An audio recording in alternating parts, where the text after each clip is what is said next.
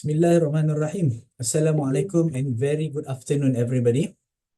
Welcome everyone to the second webinar for this year's Obesity Week Malaysia celebration. Our first webinar was done last Monday. My name is Azdie. I am one of the MASO Council members and I will be chairing the webinar today. So the webinar is right in the Zoom as well as live streaming on our Facebook. Well, today the speakers will be updating us about policy options in combating obesity. We have an incredible lineup of speakers today, each bringing valuable insights into tackling obesity from different angles: research, government policy, community engagement, and many more. They are Professor Dr. Gill, Mr. Nazli Suhardi, as well as Professor Dr. Norhasmah Sulaiman. For your information, each speaker will have 30 minutes presentation plus 10 minutes for question and answer. Let me introduce you to the first speaker. The first up, we have Honorable Professor Dr. Gill, a leading expert in public health nutrition. Based in Australia, he wears many hats: Director of the Obesity Collective, Senior Research and Program Development Advisor at Sydney Local Health District, and Honorary Professor at the Charles Perkins Centre, University of Sydney.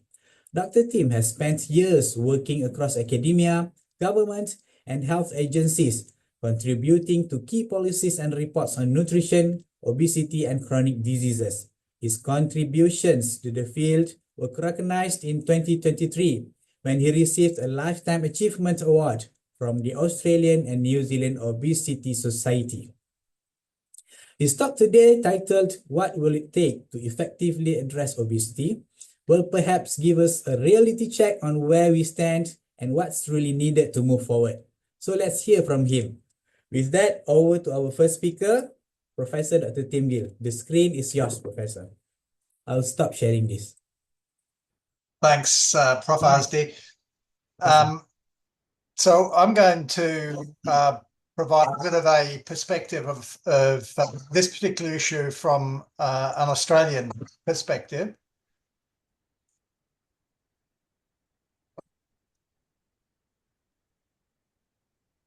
Right. So as I said, I'm going to address this question, which of course is a vexed question that everyone throughout the world is actually asking, because there's really been no terribly good examples of successful action at addressing obesity. And I want to come to it from the perspective of what's happening in Australia, and particularly I'm going to be talking about what my organisation, or the organisation that I run, the Obesity Collective, is doing. So for those who are not aware, the Obesity Collective is a peak body for obesity in Australia. So we bring together a whole lot of organisations and individuals who are working on obesity issues throughout Australia. And we're working together to raise awareness of the science and the evidence for better prevention treatment. And as I'll touch upon later on, particularly around stigma reduction. Whoops, I'm going to get rid of that one. So the first thing I want to touch upon is the definition of obesity, and probably you've all had or logged into a webinar about the Lancet Commission and their new definition of obesity. So a lot of people assume that the definition of obesity is a BMI greater than 30, but that has never really been the definition. The definition of obesity has always been a condition of abnormal or excessive body fat accumulation to the extent that health may be impaired. But because we didn't have a good way of measuring excessive body fat easily, or determine when it impacts upon health, we've sort of just relied on BMI as a proxy. Now, BMI started being a proxy within population studies at an epidemiological level, but because we didn't have anything better, it sort of served as sort of a lazy proxy for obesity within individuals as well. And unfortunately, there's been a lot of reaction against the use of BMI to determine obesity. I don't know what the situation is in Malaysia. I assume similar sort of criticisms have been made about BMI, that although it's useful at a population level, it doesn't directly measure fat. It doesn't establish the distribution of body fat. And it really doesn't give us any indication when that body fat has become a health problem. So that's why the Lancet Commission met to have some discussions about that. And I don't want to go into detail about the proposed new criteria and definition of clinical obesity. Just to say, though, that what it does is attempt to actually address all those components of the definition of obesity. That is, it must be not just excess weight, but excess body fat, and it must be associated with some form of ill health. And that's why they came up with these sort of clinical obesity and preclinical obesity to try and get some better confidence back into the use of obesity as a term, so that people won't react against it. And I think that is actually quite an important step in actually convincing the community to get behind addressing obesity, because up till now, particularly in Australia, they've sort of been reacting against the whole notion that there's such a thing as obesity, or that basically everybody has been overdiagnosed with obesity. So point number one, we need to address it. And point number two is, as everywhere throughout the world, in Australia, obesity has become a major problem. We now have about 32% of females, 34% of males who would be classified as obese, and that, of course, varies across different age groups. But more importantly, we have this really strong gradient in obesity, so that in some parts of Australia, particularly in our wealthier inner city areas, we have relatively low proportions of obesity, whilst in more regional areas and in lower SES areas, there's much more extremely high levels of obesity. And that sort of cuts across all areas. So we have differentials in terms of SES. We have differentials in terms of regionality, whether people live in more remote areas or in major cities. And most importantly, we have huge differences between our Indigenous and non-Indigenous populations. And that puts Australia pretty high up in terms, our rates of obesity puts Australia pretty up in terms of levels of obesity throughout the world. But of course, that's not just happened overnight. We've seen a fairly significant increase in obesity over the last 3 or 4 decades. In 1980, we had fairly low levels, and we've progressed to fairly high levels now, as I pointed out, both in adults, but also in children. So in children, we seem to have a little bit of a dip in early 2010 to about 2013, 14. It looked as though we're actually reducing our rates of childhood obesity, overweight and obesity, but latest figures show that they're increasing as well. But most important, what I want to point out is that these increases in the rates of overweight and obesity have not just been the fact that there have been certain individuals who have got heavier and have gone from normal weight to overweight to obese. What's happened is that the whole population of Australia has become heavier. And as the whole population of Australia has become heavier, what's happened is that not only has this curve shifted to the right, so that we have obviously more people who are classified as obese as a result of the increase in the mean population BMI, but more importantly, we've seen a sort of a collapsing to the right. So it increases quicker. There are more people who are at higher levels of BMI than there were previously. So as a result, we've got the rates of obesity increasing much quicker than the rates of overweight. And more importantly, we've got this tail really extending. So we've got many more people in the extreme ends of obesity. And that's important because they're the ones that have a greater association with health risk. Now, I don't pretend to know much about what's happening in Malaysia, but just looking at some of your statistics, see exactly the same sort of thing happening, not quite to quite the same extent. But in terms of Southeast Asia, you're right up there in the top as well. So I'm assuming that a lot of what I'm saying will actually match together with you. So I gave you that data for a couple of reasons. First of all, to show that if you're going to address obesity, you can't just focus on people who are obese. You've got to focus on the whole population because the whole population is getting heavier.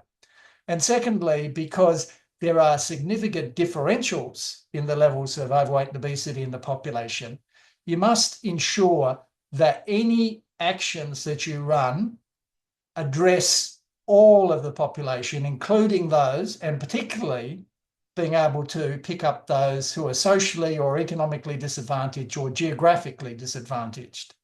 Because it's much easier just to tackle those people who are better educated living in major cities because they're easier to reach and they're more likely to sign up to any sort of action.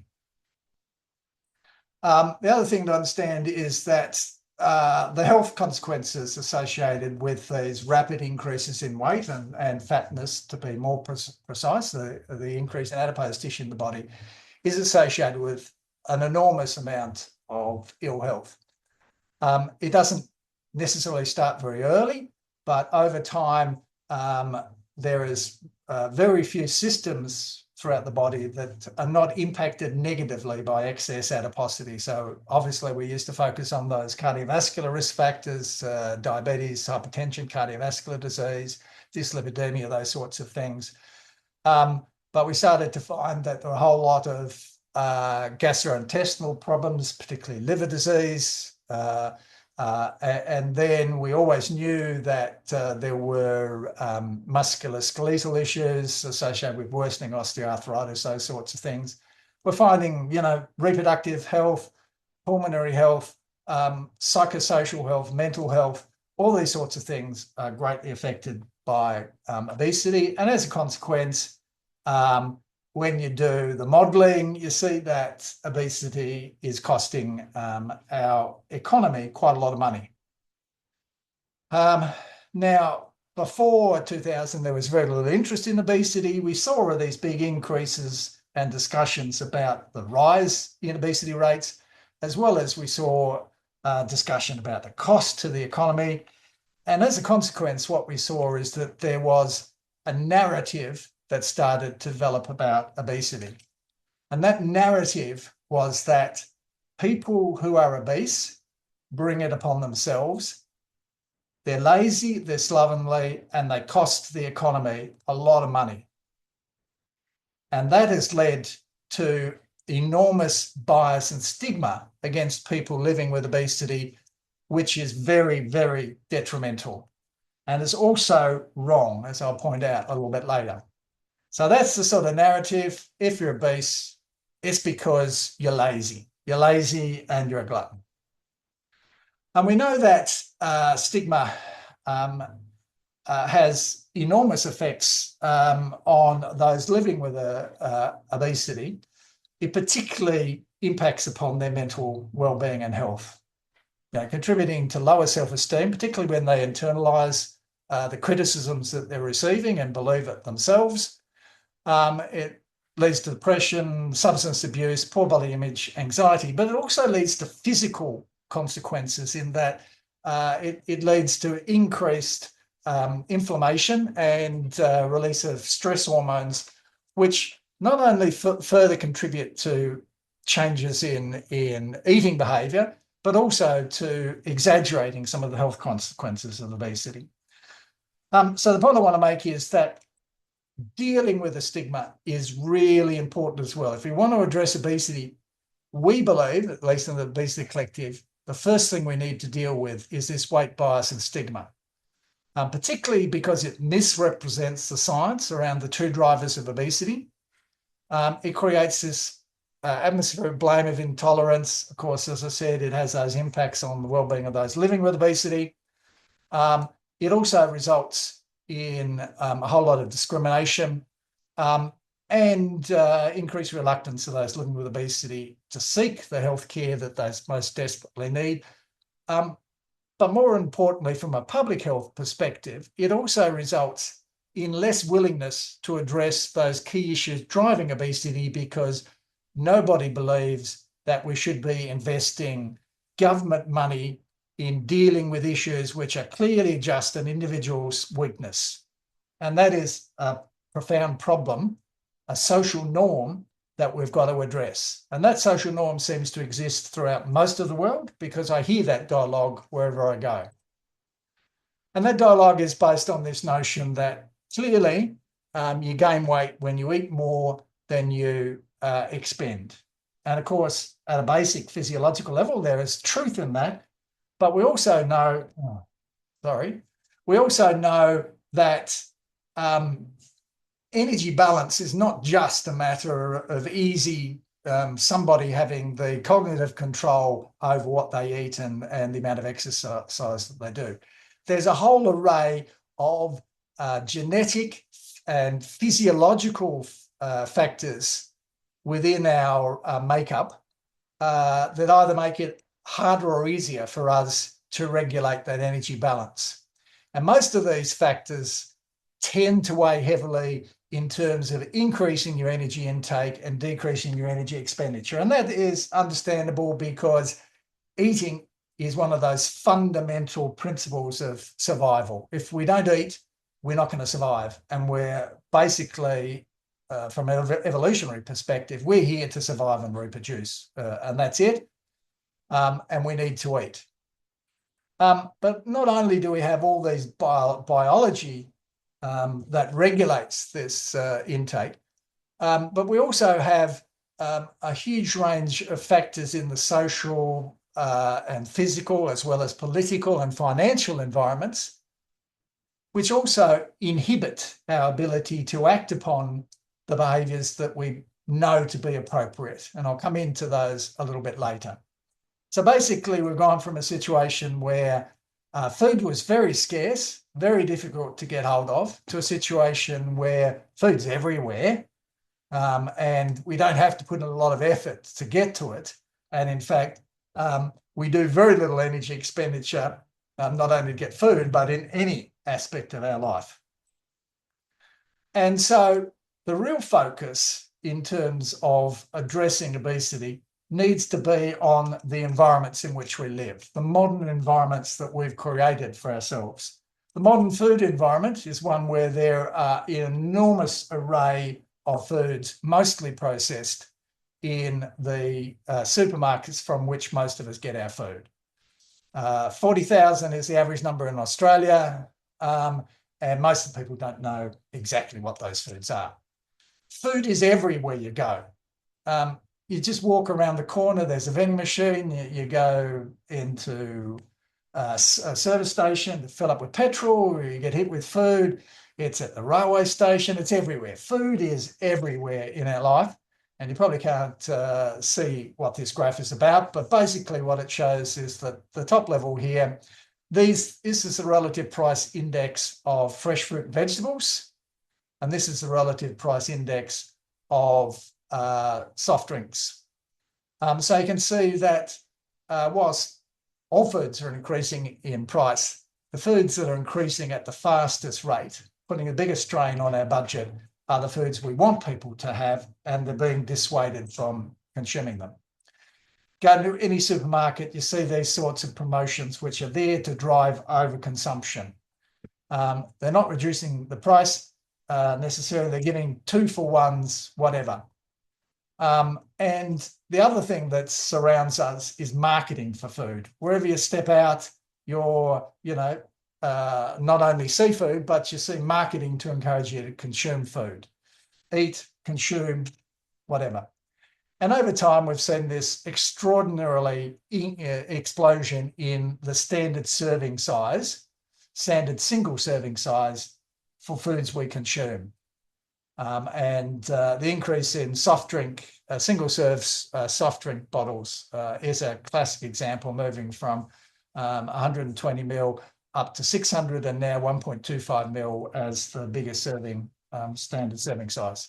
On the other end of the equation, we've basically taken any physical activity out of our lives.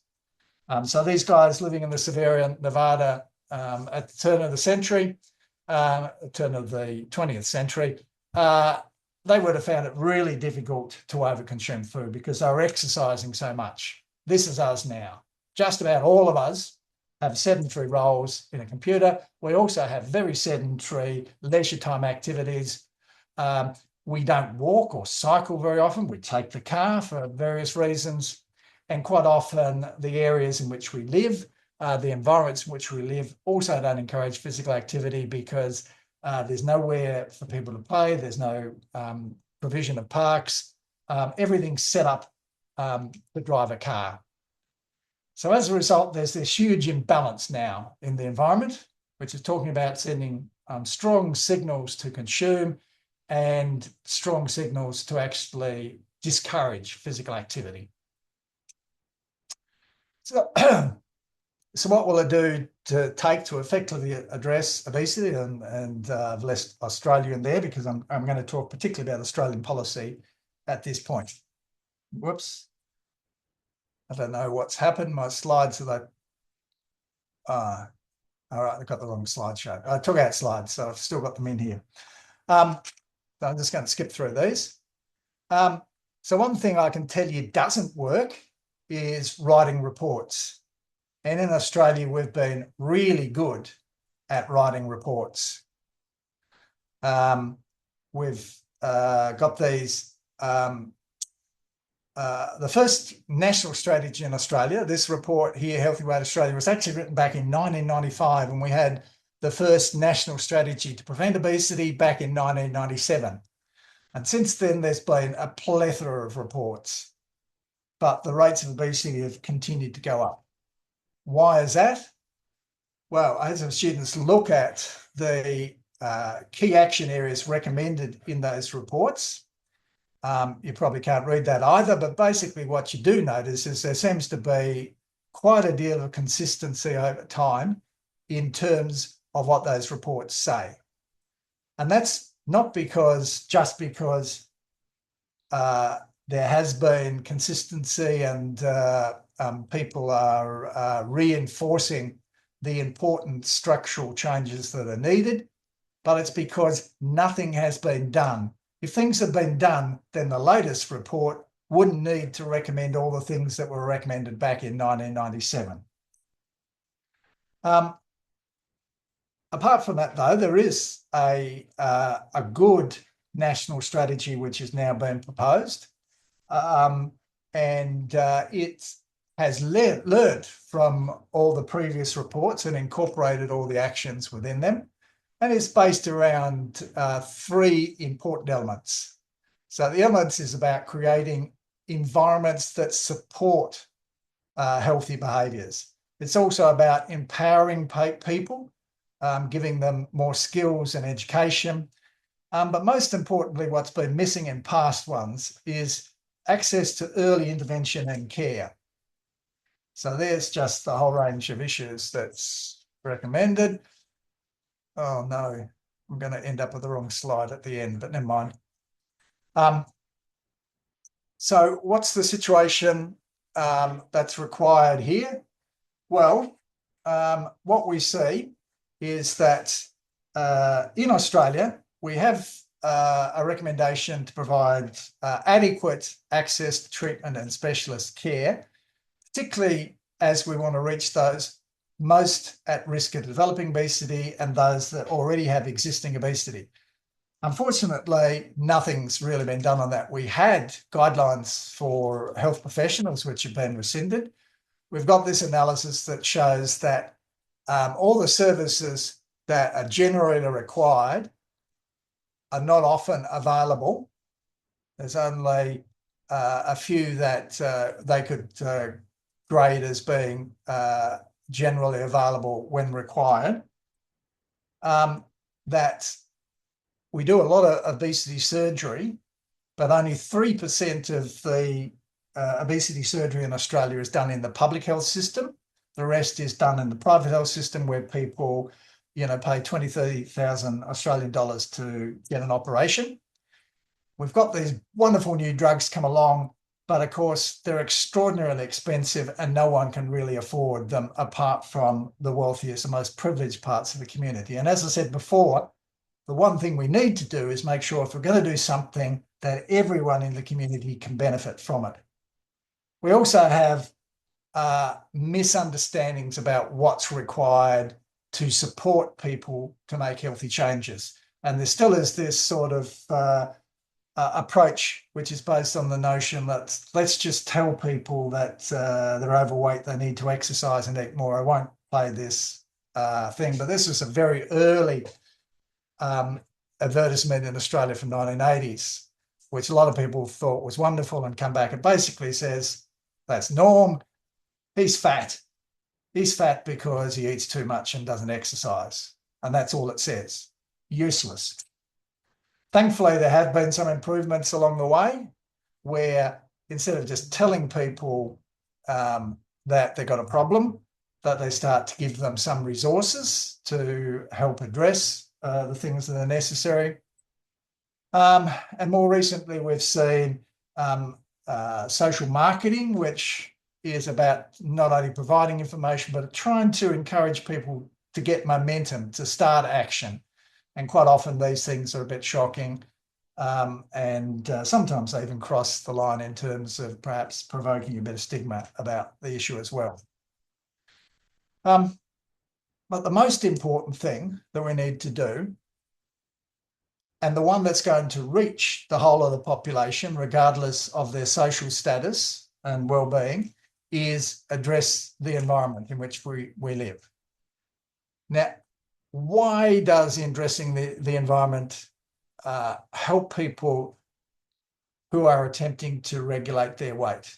Well, it's because at the moment, as I pointed out, all those things in the modern environment are actually making it harder for people to make the changes that are necessary or maintain the appropriate changes. So what we've got to do is actually work on reducing that effort that's required to be healthy, rather than just expect that the environment change will achieve it by itself. It doesn't, but it will enable people to do the things that they're attempting to do, that we're encouraging them to do, that would be in their best interest to make better behavioural change.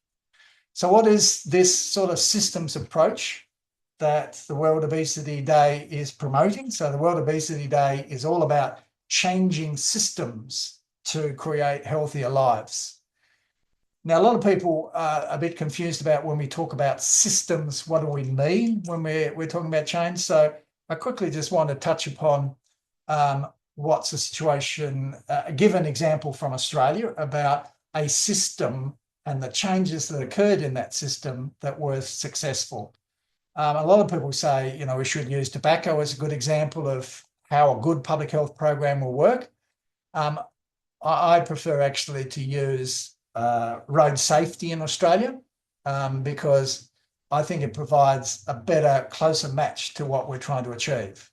So back in the 60s and 70s in Australia, thousands of people were dying on the roads in Australia. It was virtually slaughtered. On the news every night, you see another 30 people died in road accidents and things like that. It was atrocious. Something had to be done. There was a momentum to change. And what did change was the first thing that happened is they introduced seatbelt regulation. And that was just their starting point. They decided that we needed to stop, that people were going to have accidents.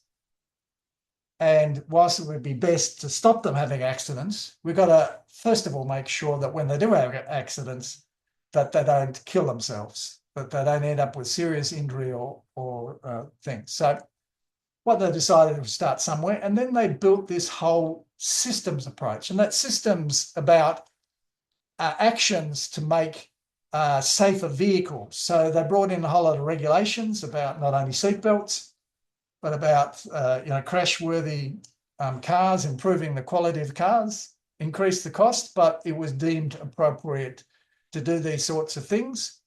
They also, at the same time, worked on encouraging safer road behaviour, and they did that through a variety of things. Some of it was negative, like fines if you did the wrong thing, but also rewards if you did the right thing. And also in terms of the licensing of people got stricter. You had to do more training, you had to do more education. and also the understanding that roads and cars interact with pedestrians and cyclists, so we need to include all those sorts of people within actions to create safer people.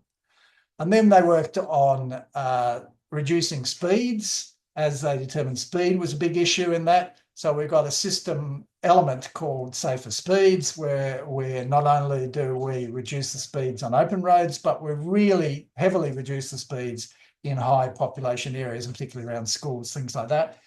And then, of course, there were unsafe roads, wrong camber, poorly maintained, not straight, all those sorts of things. So then they worked on improving safer roads. So that's how they combined all those things into a system which has led to better road safety. And most importantly, they started from the point of view where they understood that people had accidents. They brought, they contributed to the accidents themselves, but that we shouldn't start by blaming those people as our way of achieving change in road safety. In fact, quite the opposite. What they worked on was a system that said, we understand people are going to sometimes drive inattentively, do the wrong thing. What we've got to do is make sure that when they do that, we reduce the likelihood that it's going to lead to an accident. And if it does lead to an accident, it's not going to lead to a serious accident. And if it does, then we've got to provide some post-crash care. And that's the way I see a good obesity care system working. We need to deal with those that already are suffering the consequences of the poor environment in which we live. And at the same time, we've got to deal with all those different aspects of the environment, about transport systems, about our cars, our food environment, our parks, our planning regulations, our financial incentives, all those sorts of things come together to create a good system. Of course, road safety is actually a much simpler system than obesity, as this map shows. There are so many interacting factors that deal with obesity. I won't deal with that. No, I've put up my wrong PowerPoint. Never mind. So I did wanted to finish by saying that there were some really important issues that we need to deal with. First of all, as I said right from the start, we need to deal with that issue of stigma. If we don't change the social norms around what people perceive are the drivers of obesity, then we're going to get no support for better action on obesity. If we don't also have equity as a major focus of any actions that we do, then we're just going to focus all our attention on those that have the best resources to deal with these sorts of issues. Thirdly, we need leadership from government. So we need people who are prepared to stand up and take actions. And those governments need to adopt a system that addresses those three things that I believe are in our national obesity strategy, that we need to focus on not only reducing stigma, but we need to focus on providing care to those, early intervention to those who are developing weight problems. We need to provide people with resources, support, training, education, to make the right behaviours, but most importantly, we need to create an environment, produce an environment which is much more suited to achieving the right sort of actions.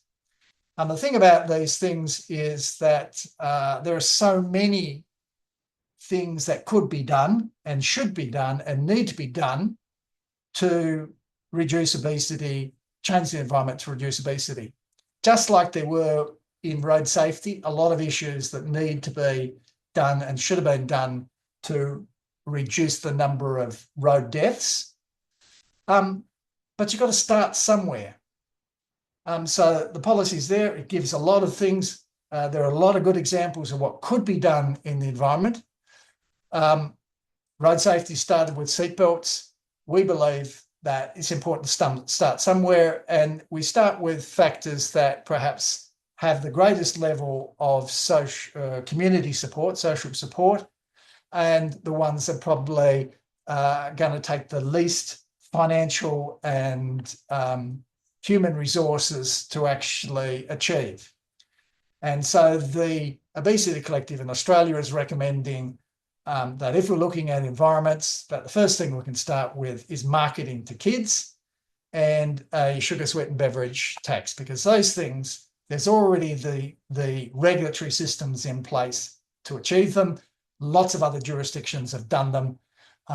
They do achieve things. They're not going to stop childhood obesity or obesity of the population by themselves, but they're a starting point, because these things are all interdependent and there's a lot of synergy. Once you get that momentum going, you get the package going, then there's much more likelihood that you're going to achieve things, but we've still got a long way to go. So sorry, seem to have run a little bit over time there. Cheers, thanks.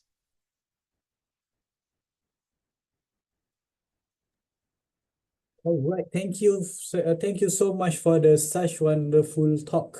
That was truly insightful from what you have presented just now.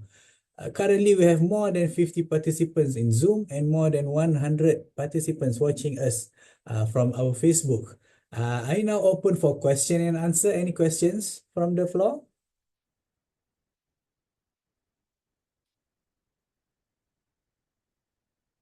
But while we are waiting, I have one question, Prof. From the things that we have highlighted, the key challenges, we understand that it is very challenging to tackle obesity issues. What do you think is the most overlooked factors now that we are talking about the system approach? I really like that approach that you have introduced just now. What do you think, is there anything that we most overlook, the most overlooked factors that we should be paying more attention to after this? Yeah, so the most overlooked factor is one of the ones I started with, and that is that unless we can get everybody on side and convince them that this is an issue that's worth investing government and community resources in, then we'll get no momentum behind action on obesity. And I think a lot of that comes down to, as I pointed out, the flawed dialogue around what causes obesity, which leads to the stigma that people living with obesity deal with, but also influences policymakers and suggests they don't need to act.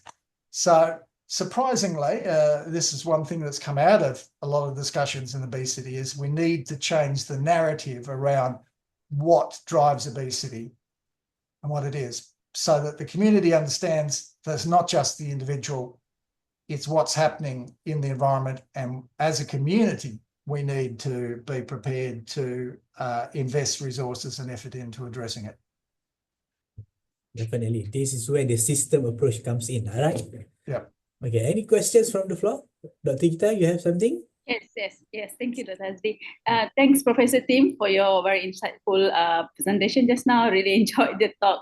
I agree with you that it has to be a systemic approach, and the thing that World Obesity Day is focusing on this aspect. It's really, I'm very glad that this is happening this year. But just want to ask your opinion on the low-hanging fruit in terms of the policy. I know you mentioned just now about the marketing aspect and the SSB, but this is not something that's done aggressively in a lot of countries. But in your opinion, what do you think about the low-hanging fruit policy that could be, prioritized in the next 5 years, for say 5 years time, to combat obesity? Right. That's a good question. And as I tried to say at the end, we've picked a couple of things that work in that we believe are appropriate in Australia, and that was around marketing to kids and sugar-sweetened beverage taxes. But within each of those areas, we think there's some important issues. So the other things we think are really important is funding community level action. So instead of funding organisations or funding, government departments going in to drive programs, that you fund communities to bring together all the organisations that already exist within that community to address that problem. So the government's already putting money into these services, already putting action in there, but they're not being coordinated. So, you might have the Heart Foundation or whatever is equivalent in Malaysia, the diabetes people, community group, the local residents society and all those sort of people. They're all just acting in a silo. They're not coming together and seeing action in that. So that's really important. One thing that has happened, which has been quite fortuitous, is the release of the new GLP-1 agonists, in that it's done a couple of things. First of all, it's shown that it is possible to treat obesity and get the outcomes that you want, improved health in people. And secondly, it's demonstrated that there must be some sort of physiological basis to obesity. If a pharmacological intervention that affects the physiology of a person, has such profound effects on their ability to control weight, then there must be. So building upon that, I think is very, very helpful. Unfortunately, the drugs are so expensive, it's really going to be difficult to get them, a wide uptake of them. And will that address obesity? No, not by itself. But at least it creates a bit more momentum around the issue. It says, oh, right, this is an issue, it's working, we can do something, we can achieve something. So they're the sorts of things that we're trying to build on in Australia. Thank you. All right, thank you, Dr. Gita, and thank you, Professor Tim. Perhaps there's a lot of things that we can learn from Australia's experience. When we can adopt here in Malaysia as well. Thank you so much. We have learned a lot. Hold on. Oh, thank you very much. Prof Ismail, you have something to say? Okay. Yeah. Thanks, Tim, for the comprehensive overview of what is being done in Australia. But okay, at this point of time, since you're starting something new, Obesity Collective is something new. Now, how do you see your group progress, and in terms of where will you get the support from? Will the government support your initiative? Or, for instance, as you know, we always hear about when we ask for government's money, they will ask, where's the evidence? And how do we, how can we convince the policy makers that, just because there's no evidence that things shouldn't be supported? We have this problem here in Malaysia. Everybody knows that, the environment out there is hopeless. I like the way you suggested just now, community level action. In fact, the ministry had a wing that we call Maisehat, something like that. Was some years ago. They do get funds from the ministries to fund local community activities, but suddenly there's no more. They're non-existent now. I thought that we are not getting it. Frankly, the professional bodies are not getting a penny from the government. No. They don't support us, but we have to go on doing things that we feel that is right, especially for to control obesity. We are not getting money from the government. We can't get money from certain companies that for fear of conflict of interest. A lot of things, but so these are our, I think if you could share some of your thoughts on this, great, would be great. Thanks. The Obesity Collective was set up for that very reason, not to be another organisation, but rather on the basis that there are a lot of organisations out there that are interested in trying to do things but they're competing with each other. They're competing for funding, they're competing for ideas, they're competing for policymakers' attention. So the whole notion of the Obesity Collective was to say, let's bring all these people together, really disparate groups, right from the health at every size group that really are sort of anti bit of action on obesity, right up to obesity surgeons that would like to operate on everybody, so that we can get some agreed perspective on things. Because whilst governments say they want evidence, what they really want is to avoid criticism at any sort of level. So what we're trying to do is not necessarily to get absolute consensus, but to develop positions for them based on our review of the evidence that has wide support across that whole spectrum of our membership. And by getting that wide support before we recommend it to government, then they can have some confidence that if they do act upon it, then yes, they'll get some criticism, but they won't get the huge amount of criticism that they might be expecting in the area.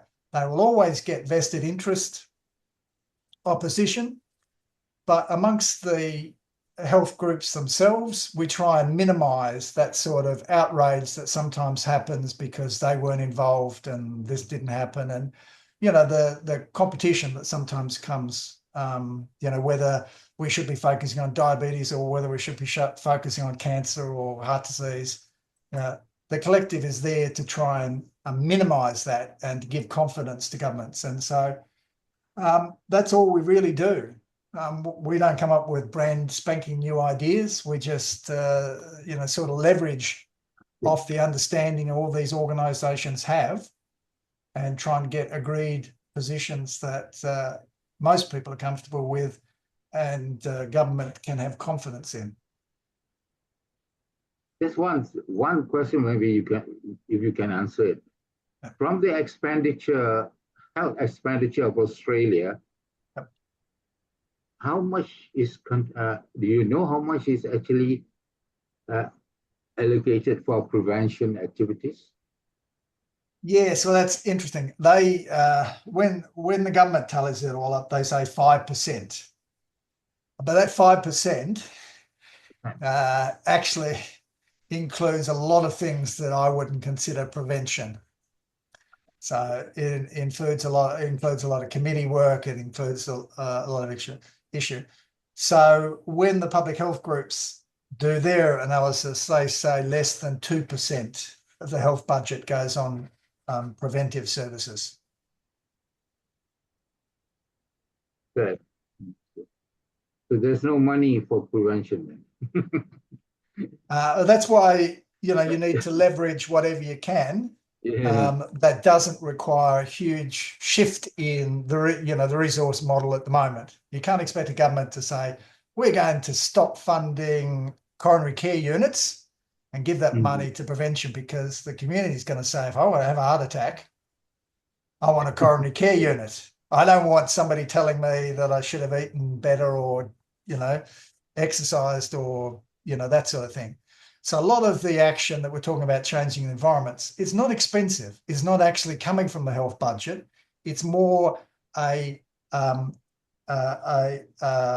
attitude type of thing. It's more about what planning should look like and what we should be hoping to achieve when we're doing town planning, when we're intervening in the market around food, when we regulate advertising, because we do all those things already. We're just not doing them well. I think, okay, thanks. Okay. Okay, thank you very much. Any other questions before we move to the next speaker? I guess none. All right, thank you very much, Professor Tim Gill, for your insightful presentations. Thank you for the invitation. Most welcome. All right, next we have, we are going to move to the next speaker. With us, we have no other than our Mr. Nazli, a seasoned nutritionist with 28 years of experience, more than a decade of which has been dedicated to shaping nutrition policies in Malaysia. He is currently the Deputy Director of the Community Nutrition and Interagency Branch at the Nutrition Division under the Ministry of Health Malaysia. His work covers a wide range of critical areas, from fiscal measures that encourage healthier eating habits to community nutrition, health promotion, and rehabilitation programs. He also plays an active role internationally, working alongside organizations like WHO, UNICEF, and JICA, the Japanese organization, to push for a stronger nutrition policies. Today, he will be speaking on policy options to combat obesity in Malaysia and giving us an update on that. A lot has been happening in the policy landscape. So let us listen from him. The screen is yours, Cik Nazli. Okay, thank you, Dr. Azdie. Assalamualaikum warahmatullahi wabarakatuh. Good afternoon all. First of all, thank you very much to Maso to give one slot to Ministry of Health, Nutrition Division to give some topic on the policy option in combating obesity in Malaysia and focus on an updates on this policy option. So next slide, please.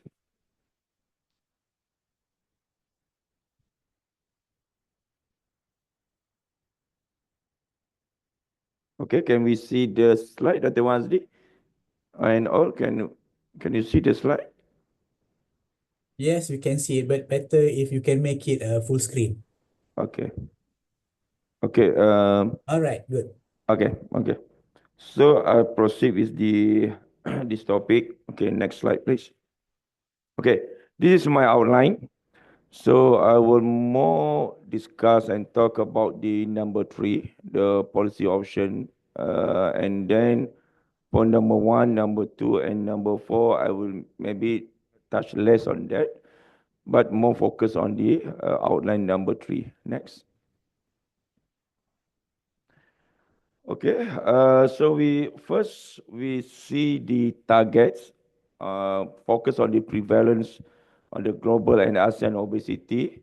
So next, so I'm sure all of us know that we are missed the target actually for the obesity, and then not only Malaysia, but most of the country in the world cannot stop the increasing of the prevalence of obesity in their country. And then for Malaysia, our target is we want to halt the rise, which is to want to stop the rise.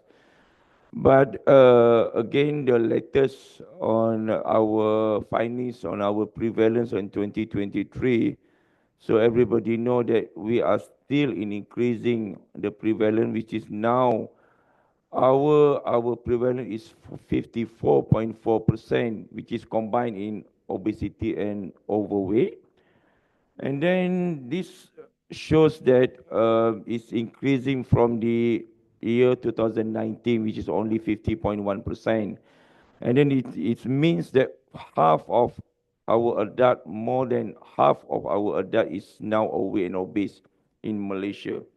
So when we talk about the obesity and also overweight in Malaysia now, in terms of the policy, that MOH and our government want to introduce a new policy. For example, they must think of two perspectives, not only on the prevention, but also on the management itself.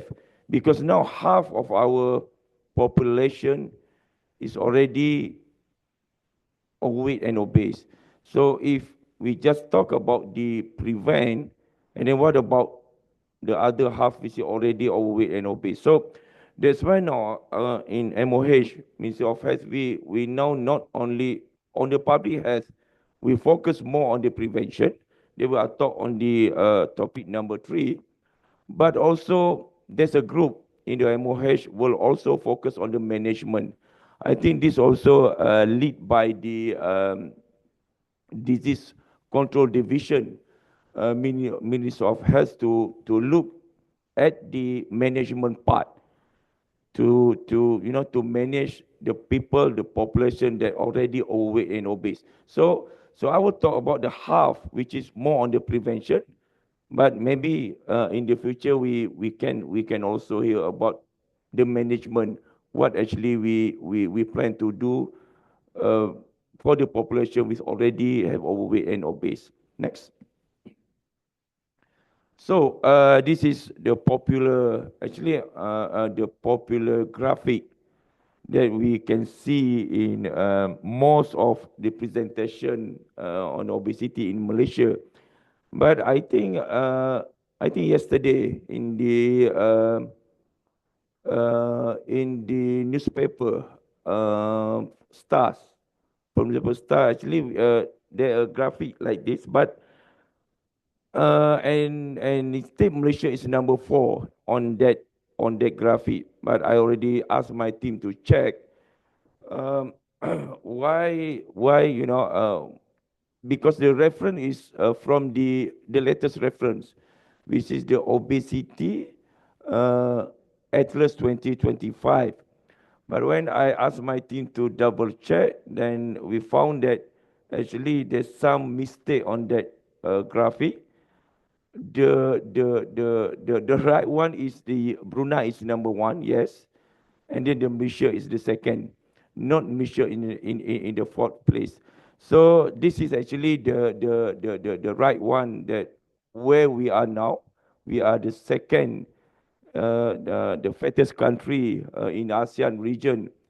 And then I think 3 or 4 years previous that we are number 1.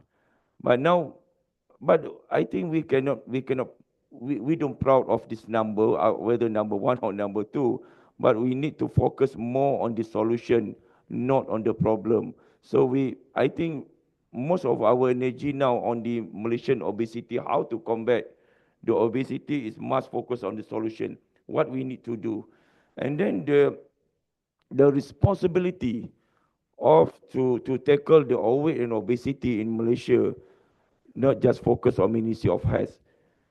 This role must be, everybody must play their role, including the academician, the NGOs, the other ministry, not only on the Ministry of Health, because the obesity now we know that there's a lot of factor.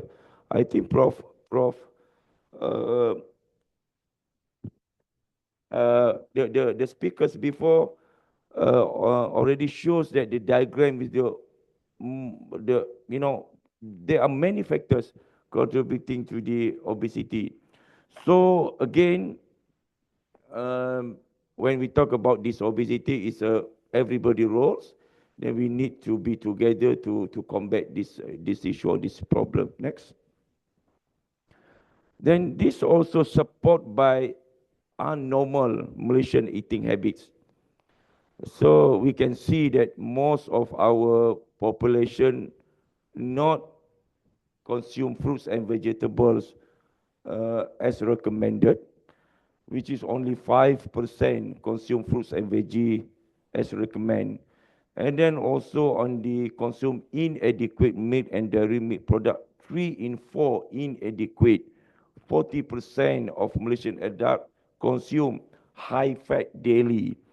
And then also 32.4% of Malaysian students consume soft and carbonated drinks. So this is actually the findings on 2022 and also 2014. But there will be a new findings which will be, if I'm not mistaken, will be launched in April. This is a finding NHMS 2024. So we can compare, and then we can see that is it any any changes on this Malaysian eating habits, or it's going to be worse in Malaysia. So this also contribute by the Malaysia is called as a food heaven.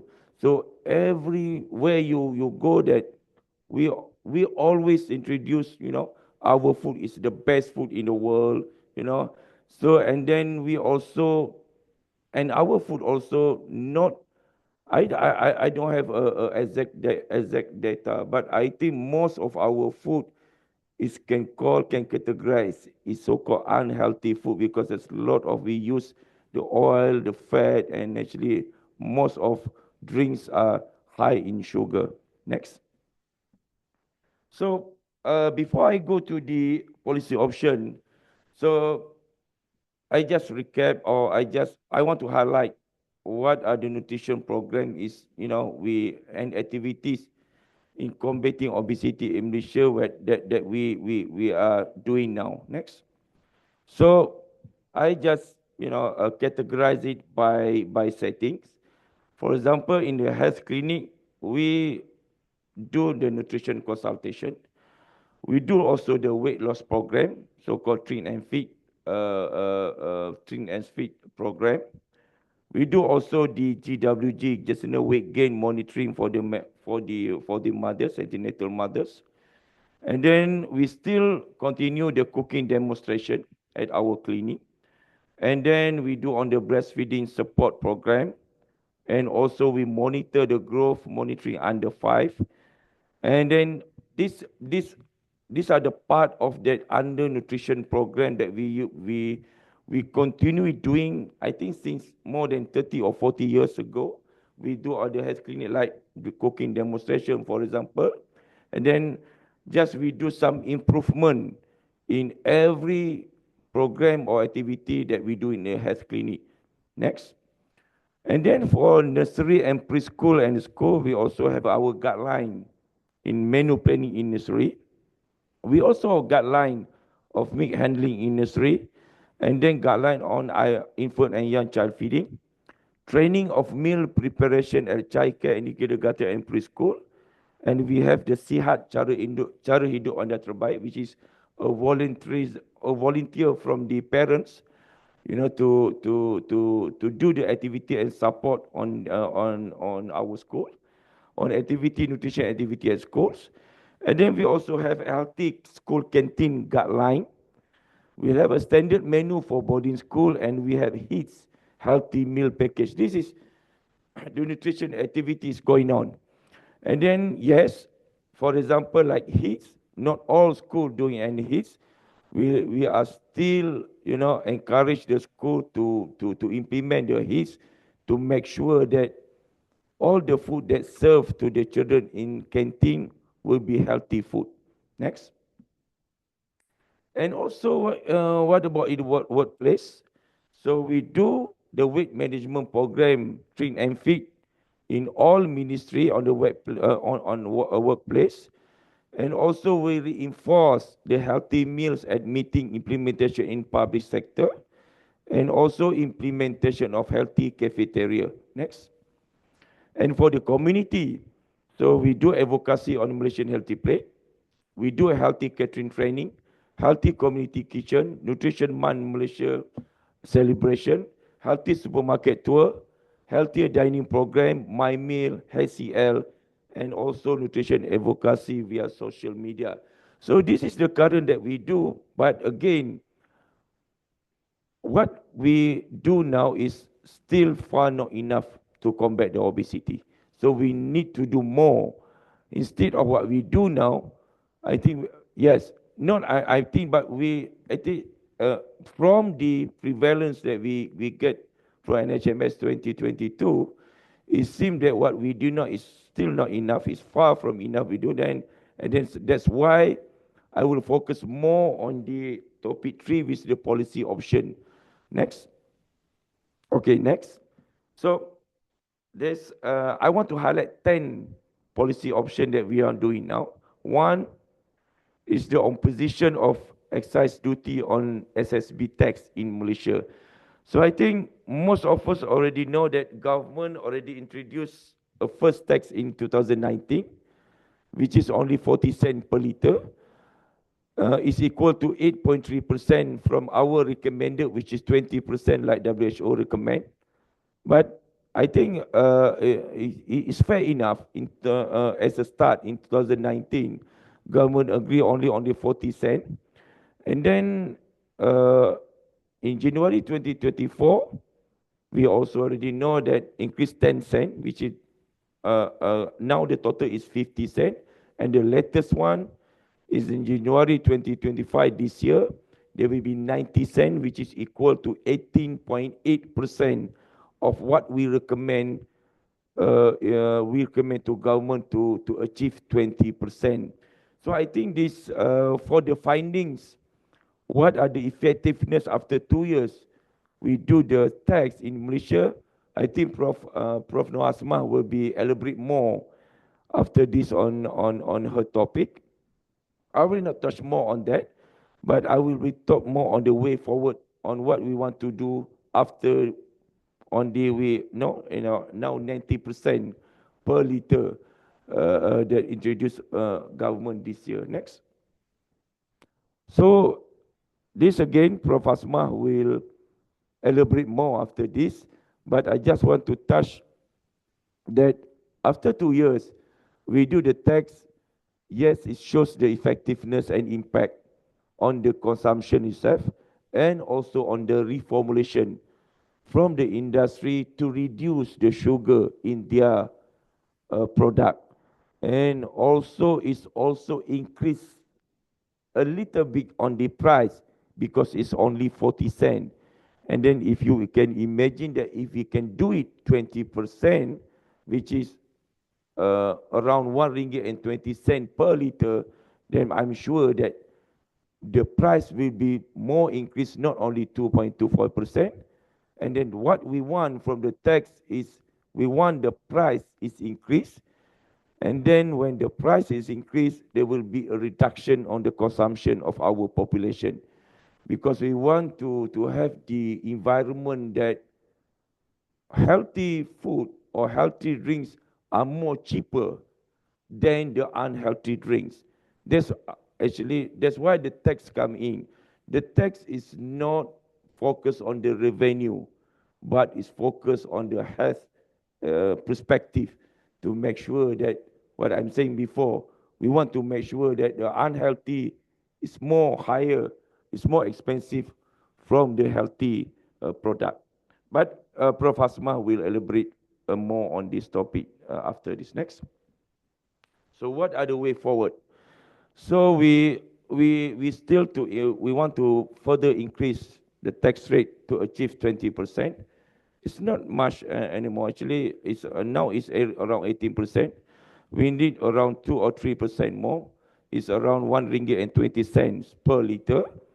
And then we not target to expand the tax because I think the industry also hear this. They will be also see my presentation. It's not what I mean to expand the tax, but we will expand the tax if we fail to make sure that reformulation of the higher sugar product in the market, cannot be reformulated by the industry. So why I'm listing these 3 products, condensed milk, sweetened creamer, and cordial, because from what from the data that we have, this is the 3 products that are very, very high in sugar in Malaysia and consumed more by the population. So we have some, mutual agreement with the industry, which is these 3 group of product the industry agree to reformulate within 2 years to reduce at least 25% the sugar from the original level of sugar existing now. So MOH will monitor, this action by the industry, and if in the end of year, after 2 years, if the industry fail to meet the target, then Ministry of Health will thinking of to propose to the government to tax on these 3 group of drinks. And also again, what MOH want focus more not only on the drinks, but also in the future maybe on the food itself. If the sugar, the product in the food product is high in sugar. So that's why I'm encourage the industry to join, to reformulate, to then to get the healthier choice logo, because what we use the level when we impose the tax is the same level with the in the HCL level.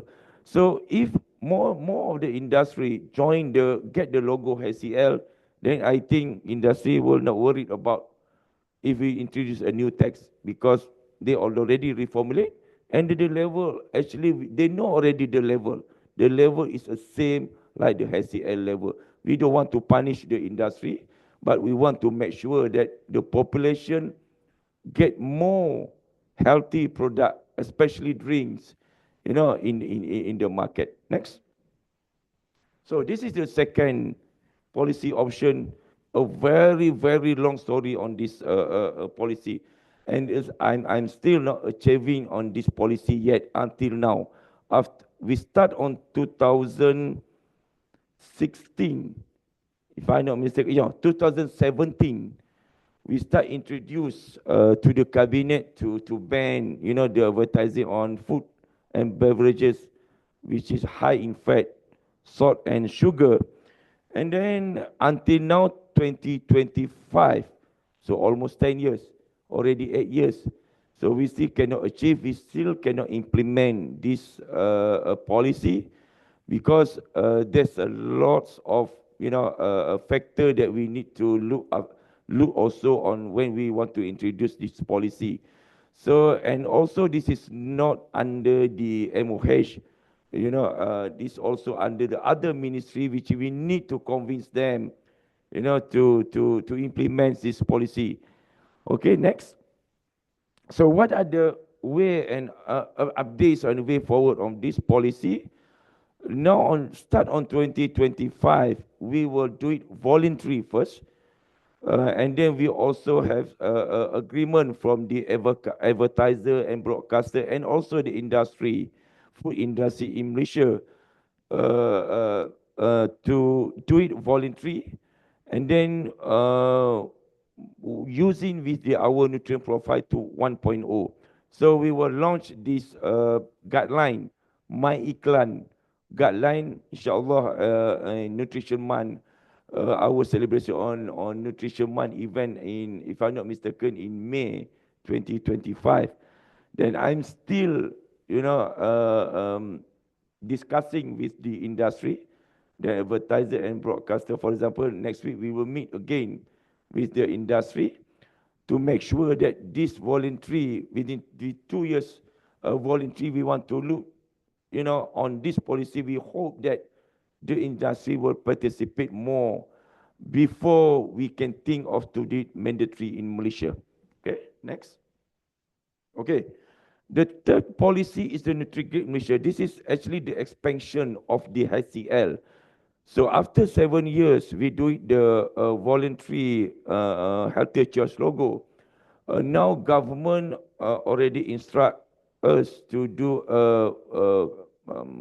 compulsory, or we call this is as it's not it's mandatory FOP, which is called Nutrigate like Singapore do.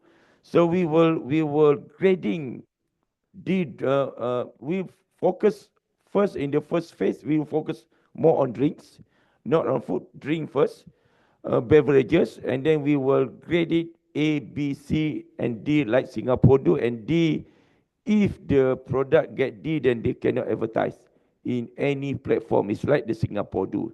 So next. So for this Nutrigate and updates on way forward on this, we target to do it this year in 2025. I think we will settle all this, the engagement, preparing of the drafting of the regulation. Then we target we will start implementation next year on this Nutrigate. But yes, we will give a grace period to the industry before the enforcement we can do on this nutri-grade. So, but we target to do it on 2026, which is next year. Next. So, and then the policy number 4, we also already developed a national strategic plan to combat the double burden malnutrition among Malaysian children 2023 and 2030. This is actually the highest level of task force or a committee that chaired by the Deputy Prime Minister. And then we plan. Then it's scheduled to meet twice a year to discuss on this double burden, especially focus on the children and obesity. Yes, it's under and over. So for the obesity, for the children obesity, we discuss all that relevant policy, and then we will approve on this committee, the cabinet committee, and then we will bring up to the cabinet, to the Prime Minister, and then if the cabinet agree on that, then we will implement it. This is the flow that we doing now for the obesity. Next. And then number 5 is the task force to combat obesity in Malaysia. Yes, this is not a new, but we just to we just strengthen back our task force in combating obesity. We include more ministry there. We include more NGOs there to sit down together and to think together what we need to do more on the solution on to combat obesity in Malaysia. Not focus on the problem itself, but on the solution. Next. And then this is number 6 on the HCK. This is a new initiative from Nutrition Division. This is focused more on the under 5, which is in the childcare center. So from our observation, one of the factor that especially stunting actually, and then also the obesity on the under 5. We need to do something on our childcare center, because in practice now, currently practice in childcare center is prepared by the cookers. If we have 10,000 childcare center, there will be 10,000 of cookers in every setting, in every childcare center in Malaysia. So we need we have a good model from Japan actually, that we want to test this concept in Malaysia. So we do a pilot project actually next year. Pilot project this year actually, in Kelantan, Selangor, Sarawak and Sabah, to test whether this centralized we can operationalize in Malaysia or not. So we can see not only the impact, but also the doable, because it is consists of cost actually, because when we centralize, maybe there's some cost there. So we want to test first this year. Okay, next. And then HCL, actually we already know the HCL. It's already 8 years. And then now we have we have almost 800 product next. So if I'm not mistaken, we 800 something product now carries the logo. Then we target this year we achieve 1,000 of product with the logo. And then next year we like I'm saying before, that we want to introduce the nutri-grade, which carries both the nutri-grade and also the HCL. It's not the nutri-grade will replace the HCL. The HCL is still there, but it will be, they shows both logo in the label. Next. Okay, just for your information, Malaysia also leading SSB tax implementation in ASEAN country. So ASEAN country actually want to learn also from us how we can convince the government, to do this tax. So we lead on this one. So this year we will we will develop monitoring tools for the ASEAN country to use to monitoring on the taxation, SSB taxation in each country in ASEAN region. Next. Okay. This also we reinforcement of first 1,000 days of life initiative. This also not a new thing. We already launching, I think 7 or 6 years ago, but now we want to we want to reinforce back in this first 1,000 days to make sure that mostly focus on the maternal, on the mothers, on the maternal, also antenatal, to make sure that especially the stunting and also the obesity we can combat as early as we can. Next. So the last one is war on sugar. So this initiative initiated by the Prime Minister himself. So and then MOH will lead the leading ministry on the war on sugar. Then we also come up with our strategic plan to reduce excess sugar consumption among Malaysians 2024-2030. And then there are several actually activities we already do it. For example, we already engaged with the ASEA and then the food stall hawkers, and now next week we will launch on the hotel Malaysia. They will support this war on sugar, and all hotel Malaysia, inshallah.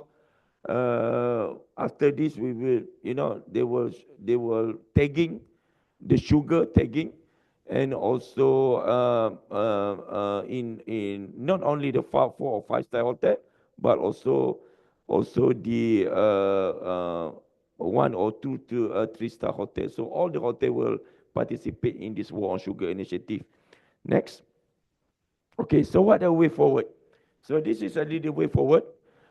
I already mentioned this way forward in every slide that I present before. Next. So the challenge is actually the behavior. I'm feel actually if we change the environment in Malaysia, if the behavior our population is the same, I think there will be no, the prevalence. I think it will be still there, because this is the most difficult part. And then we need to find a solution how to change the behavior of Malaysian to eat healthy, and then also they can, they themselves can be a model to their children. Because, like for example, we one of the policy that we want to introduce before is to control the operating hours in our restaurant. For example, I think Prof might know about this, but from our data, from our findings, the latest findings, it seems that it's not because of the, because of the restaurant, of the outsiders. It's come from the household itself. Most of, the findings shows that late eating is come from the household itself. Just a small, percentage come from the, the restaurant and etc. So it's back to the behavior. So I think this is a big challenge to us in Malaysia. How we want to solve this behavior issue, and then I think I think Maso with us and everybody with us, we must think on solution how to change the behavior of Malaysian. Next. Okay, I think that's all my presentation. So back to you, Dr. Azdie. Thank you very much. Okay, thank you very much for the informative talk, Mr. Nazli. That gave us so much to think about, the way forward, quite a lot of things yet to be done. All right, we have one question from the Facebook watchers. Mr. Ravinder Singh asked, most Malaysians unaware of their daily calorie targets and how to manage excess calorie.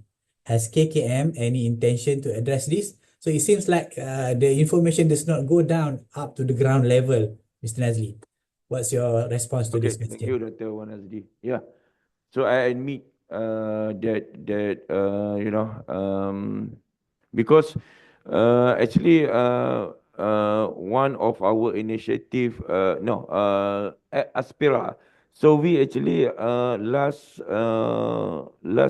3 or 6 months ago, 6 month earlier, we do a Aspira. Aspira is we want to collect, you know, the response from the public, from the population, actually on the nutrition issue, actually what the population wants. So after we got the Inspira findings shows that the number one, our population is still lacking of knowledge, nutrition knowledge. So which means most of the finding from Aspira, the, our population asks about where I can get this information on nutrition, how I can get this one, you know. So we can conclude that our population is still far from, you know, so-called know about the good nutrition, how to a good practice, a good eating habit.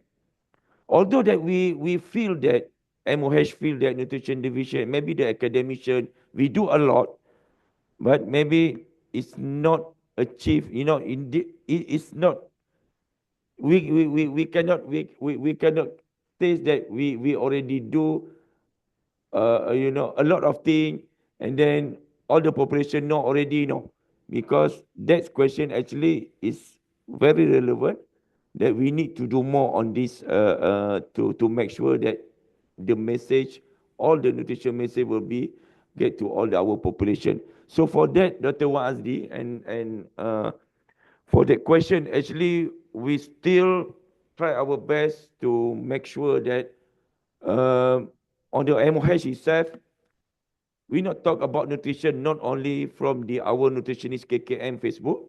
We not only talk about through our, you know, pameran, or we get but everybody, not only MOH, for example, academician, MASO, NSM, everybody, we must together to deliver these messages on good nutrition to the public, because if it just depend to the MOH, I don't know whether this, you know, we can disseminate the message, can good or not, you know.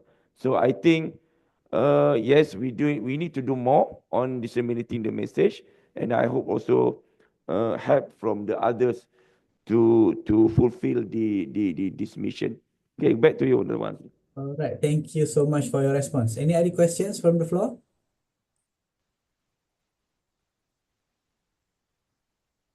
Oh, there is another one. I think from from the same person. Can grocers limit junk food to a third and not easily reached? Perhaps put a corner to sell junk food, you know, kind of thing. Can we do that, Mr. Nazli? Basically, Dr. Mazdi, can you repeat the question? can grocers limit junk food sales to a third and not easy reach? You know, what I understand is perhaps we put a corner to sell junk food in the grocery stores, things like that. Is Okay. it possible to do that? Not easily Okay. reached. Okay, good question. Okay, now there's one initiative I not list on the 10 initiative, which is so-called we now in engaging with the retails in Malaysia. Retail means supermarket in Malaysia under the initiative of healthier supermarket initiative in Malaysia. Actually, this one I work out with the UNICEF and also the Deakin University, and also with the Prof Bikun, if I'm not mistaken, her project also. So one of the what we discussed with the retails is it possible that the healthy product will be more easier to, you know, to see, to be seen, and also unhealthy product to be quite difficult to, you know, maybe it's not in the corner, maybe it's in everywhere, that is quite difficult to find out. So this is what we propose to the retail outlets. And then for the initially now the response, it seems that it's very, very difficult to do that. But we still engaging.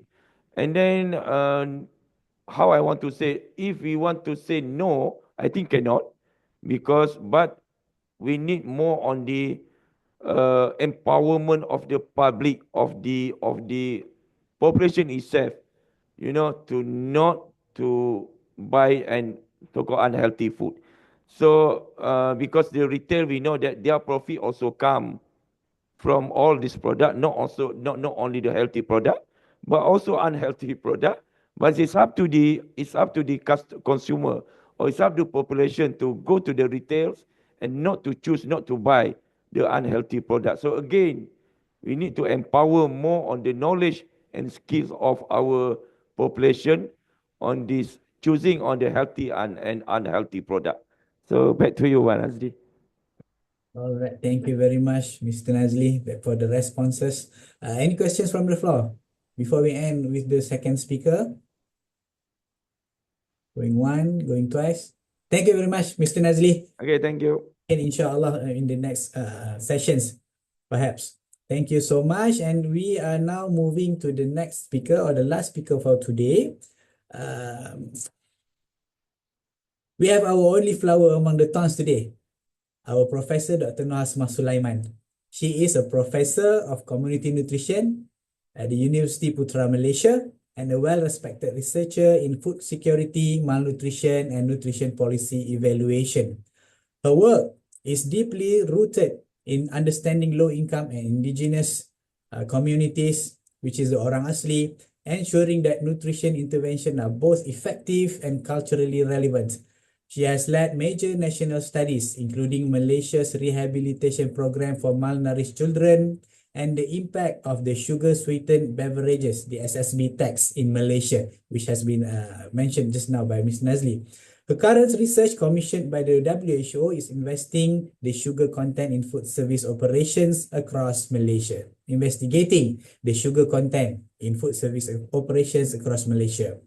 Her session today, which titled The Impact of and Effectiveness of Sugar-Sweetened Beverages, Taxation in Malaysia, the Role of Sugar Tax in Tackling Obesity, will explore how taxation policies can drive real change in public health.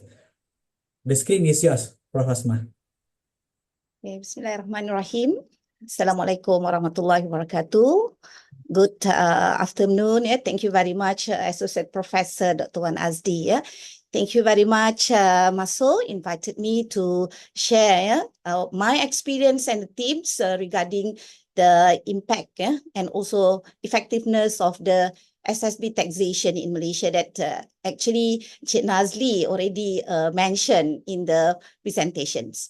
So before I start my presentation, let me share my slide.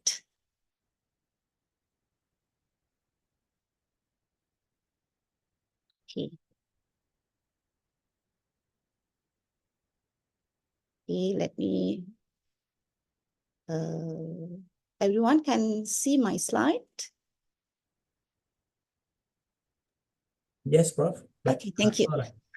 Okay, in my presentation today, I would like to share the findings on the impact and effectiveness of sugar-sweetened beverages taxation in Malaysia. And this is one, maybe the role of the sugar tax in tackling obesity, which is the study already conducted 2021 until 2022. And some of the findings from this study basically already taken by the ministry to look at the improvements in terms of the sugar tax in our country. Okay, in my presentations, this is my outline. Until the end, I will share the recommendation from the study and also way forward of the study. And for the introduction, I just want to at least everyone in these sessions aware that over the last 3 or 4 decades, many countries, regions, we can see that we are in the stage of the nutrition transition. And what is nutrition transition? Basically, it is referring to the high consumption of the sugar-sweetened beverages, ultra-processed foods, and significant reduction in the physical activities. This shift actually, especially on the dietary and activity patterns, leading to the changes in the nutrition outcome, especially issue on obesity that we will discuss today, and also maybe it is cover malnutrition or undernutrition or overnutrition.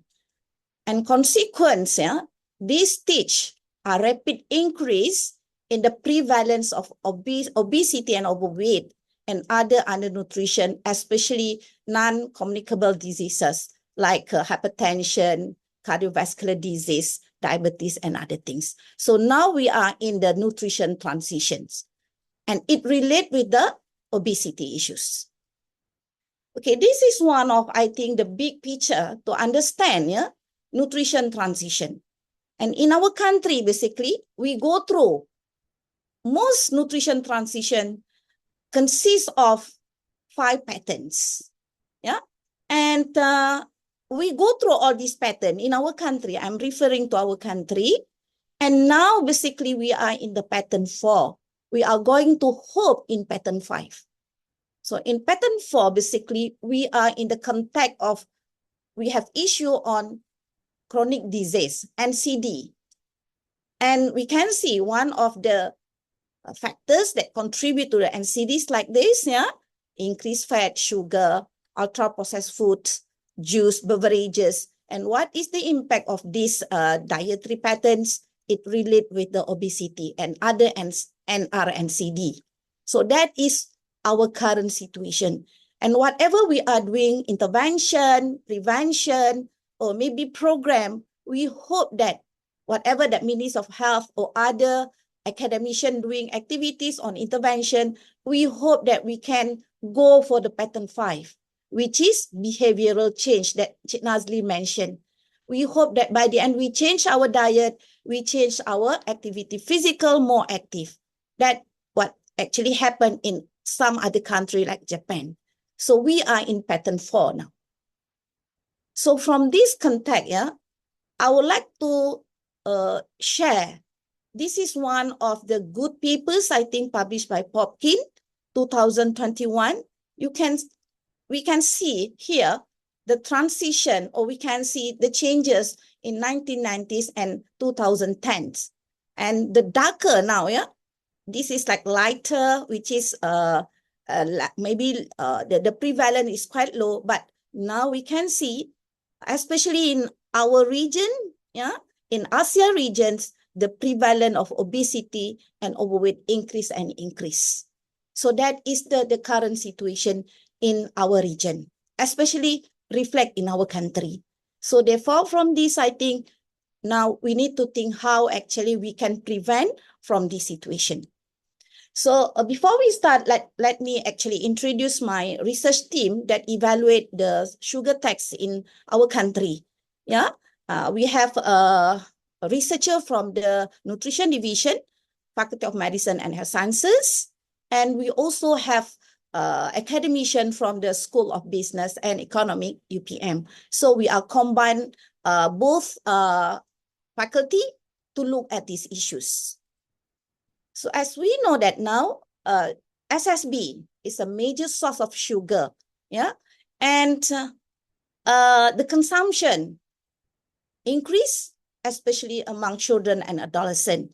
And we have data before this 2017 from the NHMS, which is the Malaysian adolescent, consume carbonated drink once or more time per day during the past 30 days. It's about like 37%.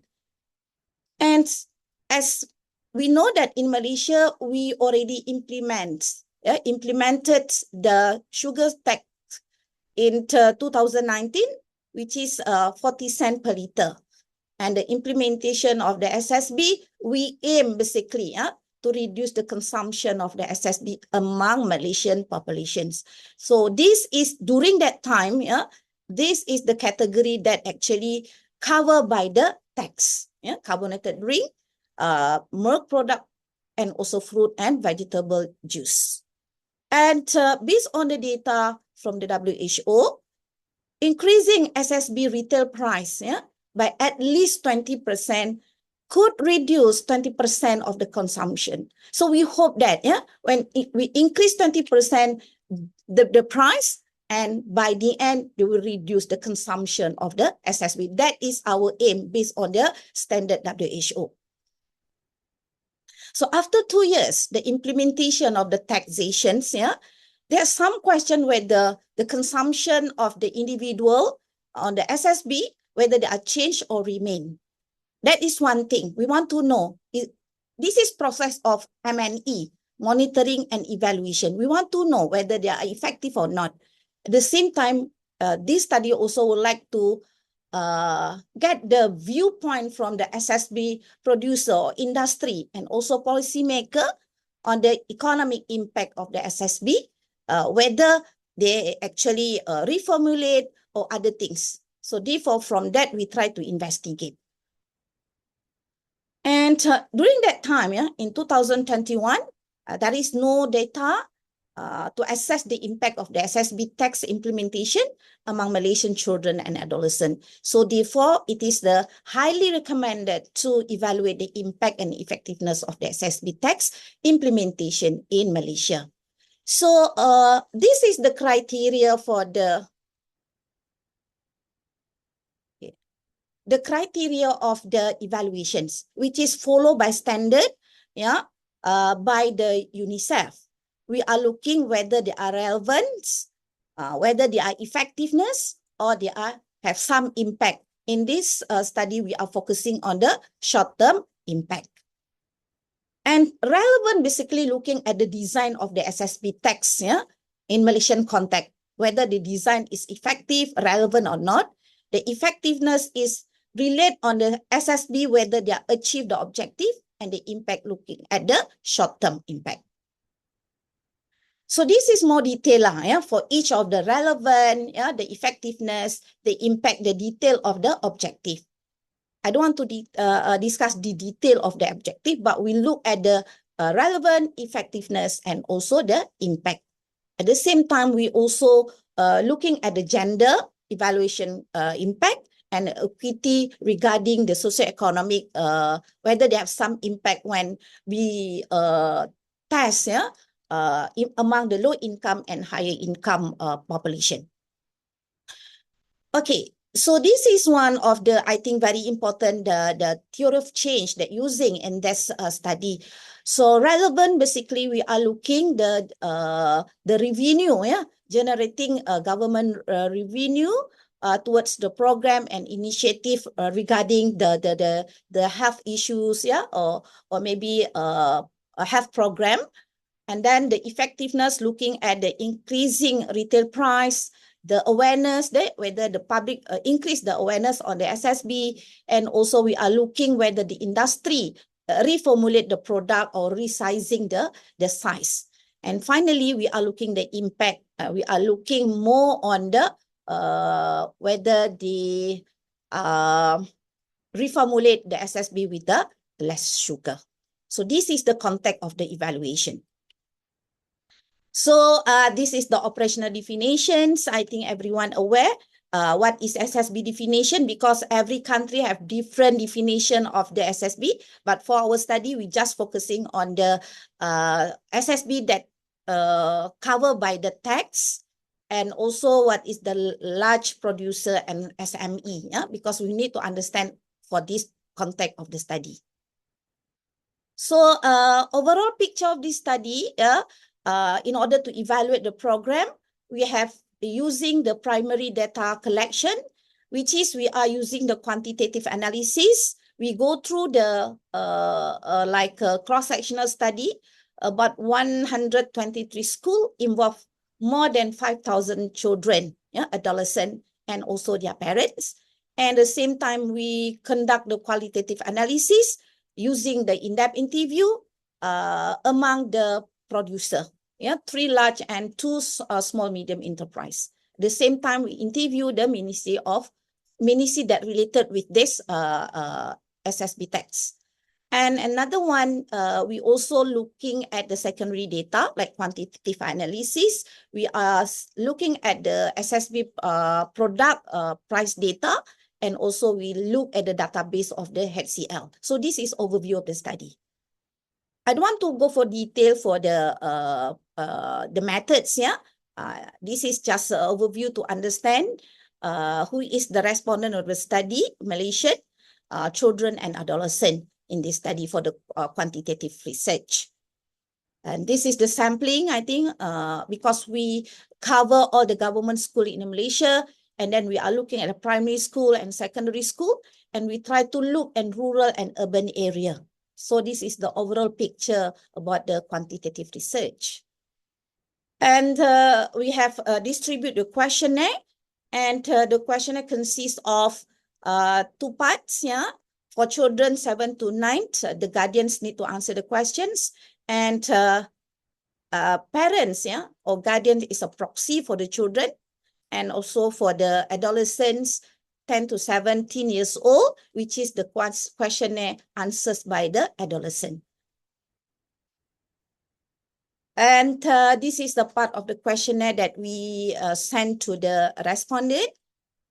And this is for the qualitative research. We conduct the in-depth interview among the SS producer, and this is the producer that involved, yeah, which is among the beverages industry and also the stakeholder ministry that relate with the SSB tax.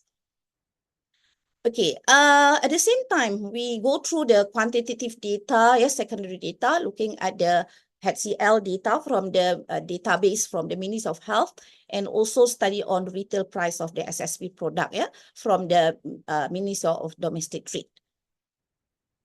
So this is data collections that we conduct here. I just share some picture here. This is during COVID-19, yeah, the end of COVID-19. You can see quite difficult during that time.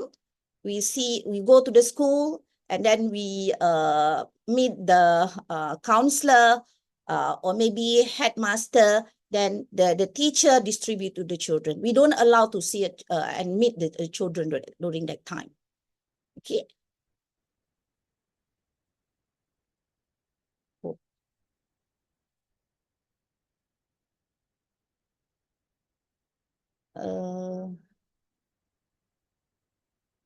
Wait.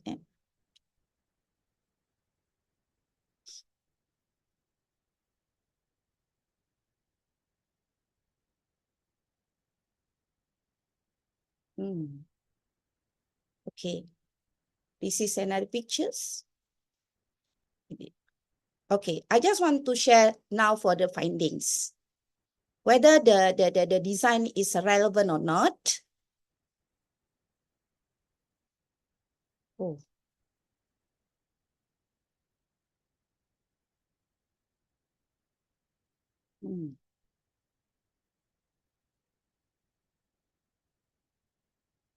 So,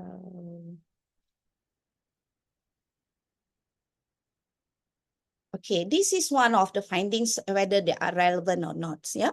So basically, from this finding through the qualitative research, yeah, we asking the revenue that collected from the SSB tax. Yeah, this is one of the guidelines from the WHO, which is recommended that SSB tax revenue can be directed towards the program and services that improve population health. But from this finding, we identify that the revenue from the SSB pulled into consolidated funds account. One fund account, they put all the revenue. And currently, this is amount of the SSB tax revenue during that time. And there is no specific allocated for the public health program. However, basically, when we want to get this funding, we actually can apply. For example, we have a program on obesity, and we can apply this funding, but they are not specific. When we don't apply, then we cannot get the funding. But when we try to get the funding, maybe we propose the proposal, then we can get this funding. So means that it's not specific, other people also can apply this funding. Yeah. Okay, that is one finding that from this study. Okay, effectiveness of the study.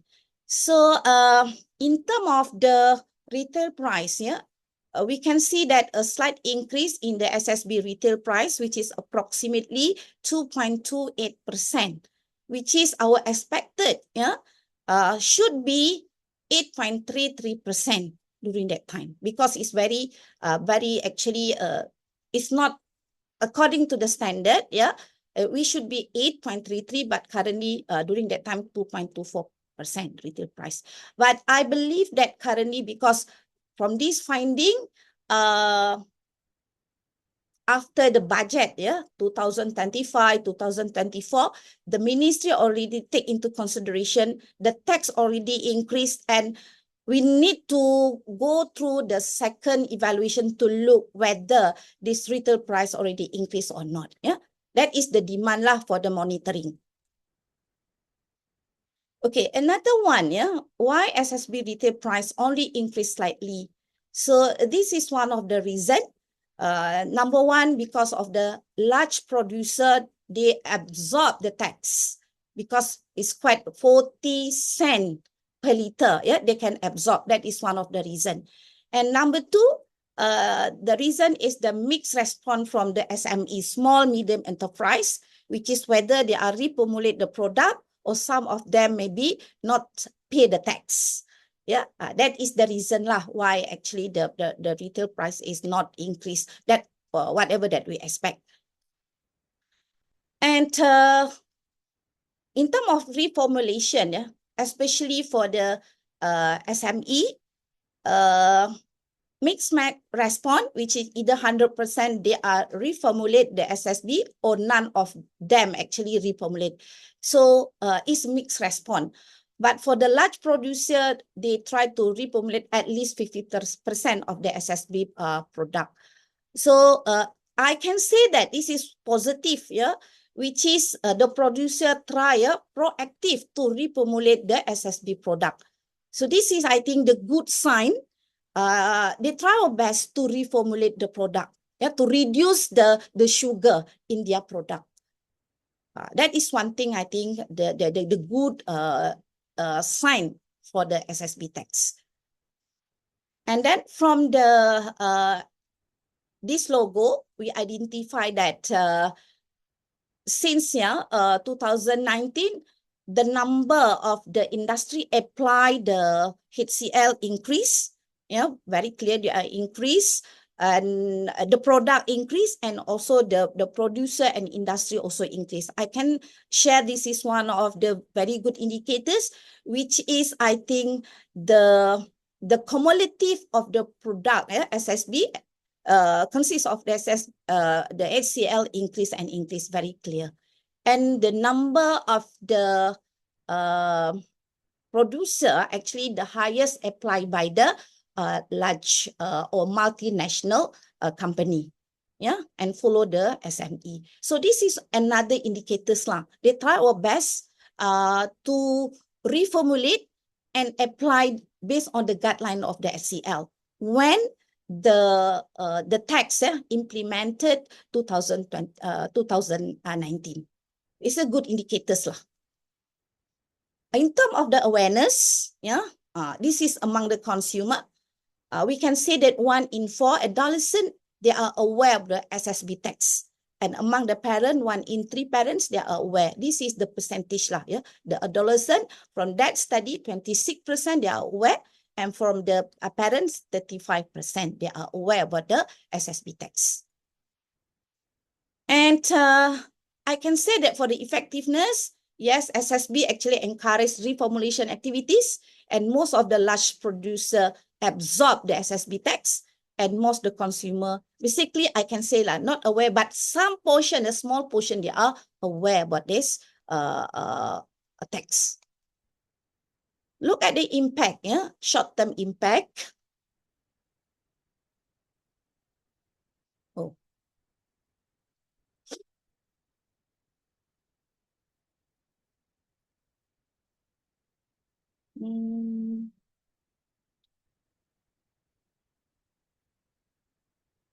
Okay, this is the impact looking at the employment and investment. So from this study, we identify that all the producer mentioned, they still maintain the number of the workers, shift and work time. So no issues, in terms of their increase the shift, or they actually reduce number of workers when they have a tax and other things. So there's no issue in terms of this taxation. And all the producer increased investment in R&D for the reformulations. So we can see the good of the taxation in the perspective of the industry. In terms of the sale and revenue, we can say that except one SMB, due to the competition to obtain sugar substitute. So the rest, they try our best, to substitute to the other sugar substitute. The rest, they try our best. In terms of the consumer, we can see that among the children, the adolescent consume more SSB compared to children. This is the amount of the SSB consumed by children. We can see almost like 600 ml per day. Adolescent is quite high. It's almost more than 800 ml, and this is the mean of the SSB consumption among the respondent. We can say that almost like 3 glasses SSB per day in this study. And from the study, we identify among the consumer, among the adolescent, 45% of the respondent actually, they are reduced the SSB consumption after tax. And more than half of the parents, they are reduced the SSB consumption after tax. And we asked questions, why you reduce the consumption of SSB? And this is the reason due to the price increase. 21%. Adolescent mentioned about the increased price, and 24% among the parent, they are reduced the consumption due to the price. And we compare the findings with the NHMS 2017. And from the NHMS 2017, 36% adolescent consume SSB once a day. But in the study, the SSB study, 2022, 16.4% consume SSB at least once a day.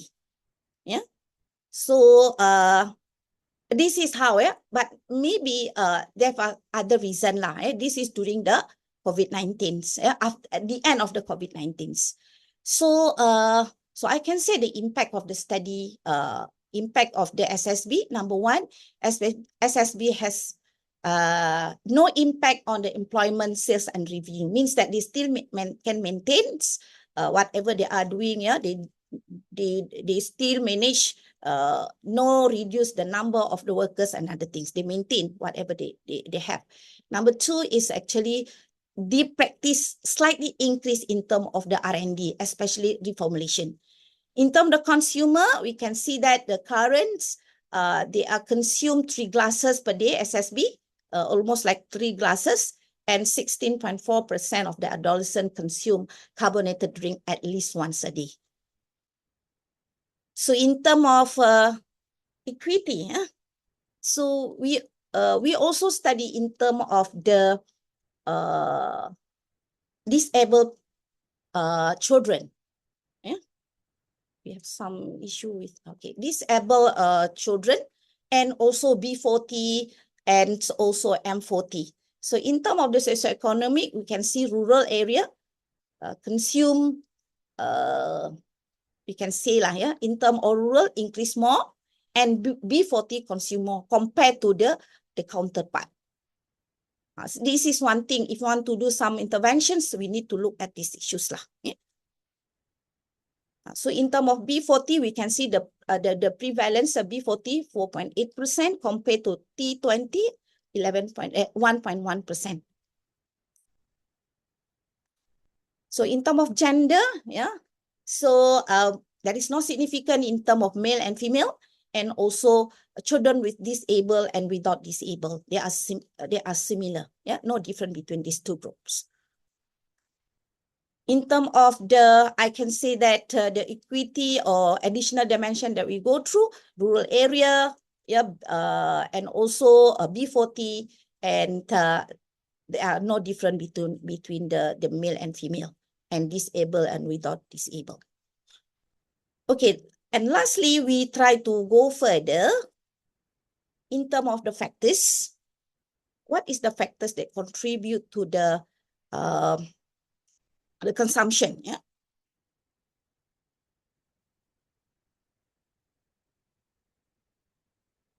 Oh, sorry, they have some. Okay, this is the factors that we identify from this study. Basically, we can divide into 4 main factors. Number 1 is socioeconomic, personal factors, behavioral factors, and environmental factors. So this is maybe useful to do the intervention later, and we can focus this part here in order to reduce the consumption of SSB among the children and adolescents. Yeah? I think most of the study, our study identify environmental factors is the main thing, contribute to the consumption of the SSB among children and adolescents. So limitation of the study, number 1, I can say that this study conducted during the recovery movement control order. Of course, yeah, we cannot see the personal face-to-face with the children, and they have some rotation system during that time. So very limited, and at the same time, we try our best to get a good response and help from the teachers and also from the school. And in-depth interview also during that time, we are conducted during using the online platform. It's quite difficult. It is good if you can see face-to-face. Yeah. Another one, we cannot compare the baseline data, especially for the fruit and vegetables, juices, and dairy product. And we also have some challenges to involve the SME. Yeah? They maybe refuse to join this project. And in conclusion, I can say that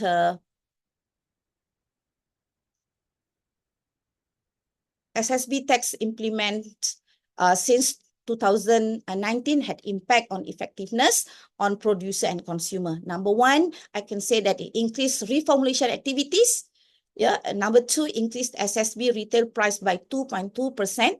However, we acknowledge that increasing rate was not expected, should be 8.33%. Yeah. And then reduced carbonated drink consumption 16.4% compared to the NHMS 2017. And 26% of adolescents and 35% of the parents are aware of the SSB tax. And lastly, we try our best to give some recommendation to the ministry based on the finding of the study. Number 1, I think, of course, yeah, especially for the large producer, they can absorb the SSB tax. During that time, 4% per liter. I think now we increase more than 40%. I think 90 cents, yeah, per liter. This is a new one lah. After I think they go through this finding, the government, the Minister of Health, I think discussed with the Minister of Finance, and now I think they take up this recommendation to increase the tax for each liter for the SSB. Yeah, that is I think very good. Yeah. And then SSB tax encourage reformulation activities. That is one thing. However, our recommendation, it is actually good and effective among the large producer. They can reformulate the product. However, I believe that we have some issues among the SME, small, medium enterprise. So maybe we need to look, maybe provide the incentive for the beverages industry, especially SME, in order to produce healthier product, beverages, in order to, they can reformulate their product. And then SSB take revenue pool into the consolidated fund account. So this actually we request high percentage of budget allocation for specific health intervention program related to SSB or sugar consumption. And lastly, I think we are looking at the awareness. Yeah, even though some parents, yeah, they're aware, but we still actually need to work hardly in order to strengthen campaign, yeah, especially to reduce the SSB sugar consumption.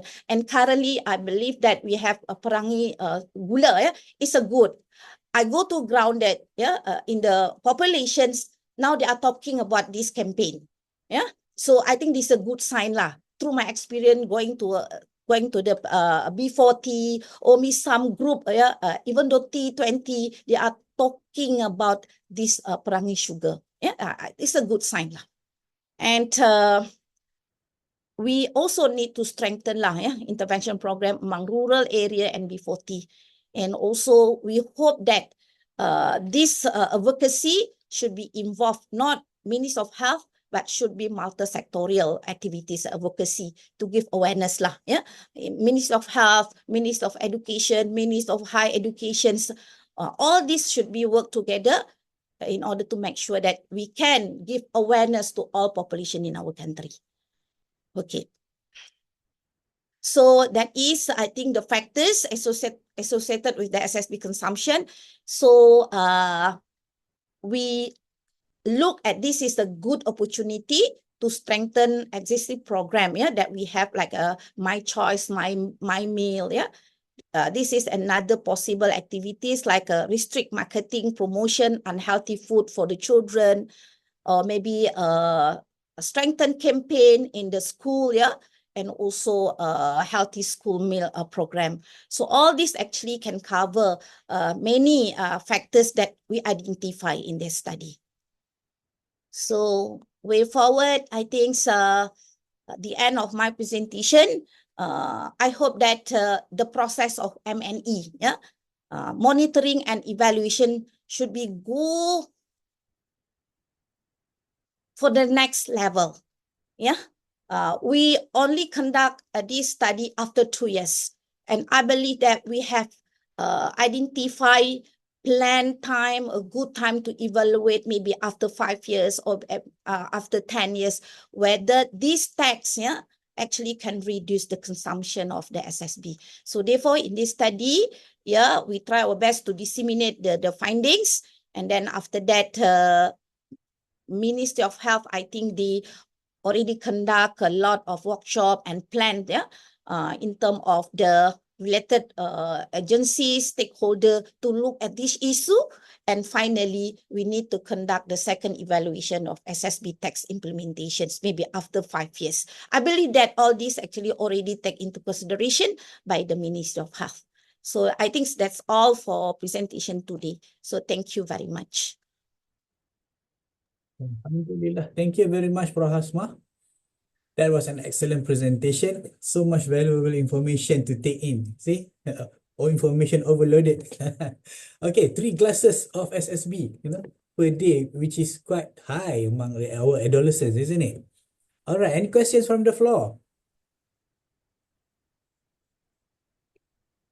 While waiting for questions, Prof. Hasmah, I would like to know, in the first place, how have the food and beverages industries responded to this sugar tax, you know, whether they get angry or they just follow the regulations or how?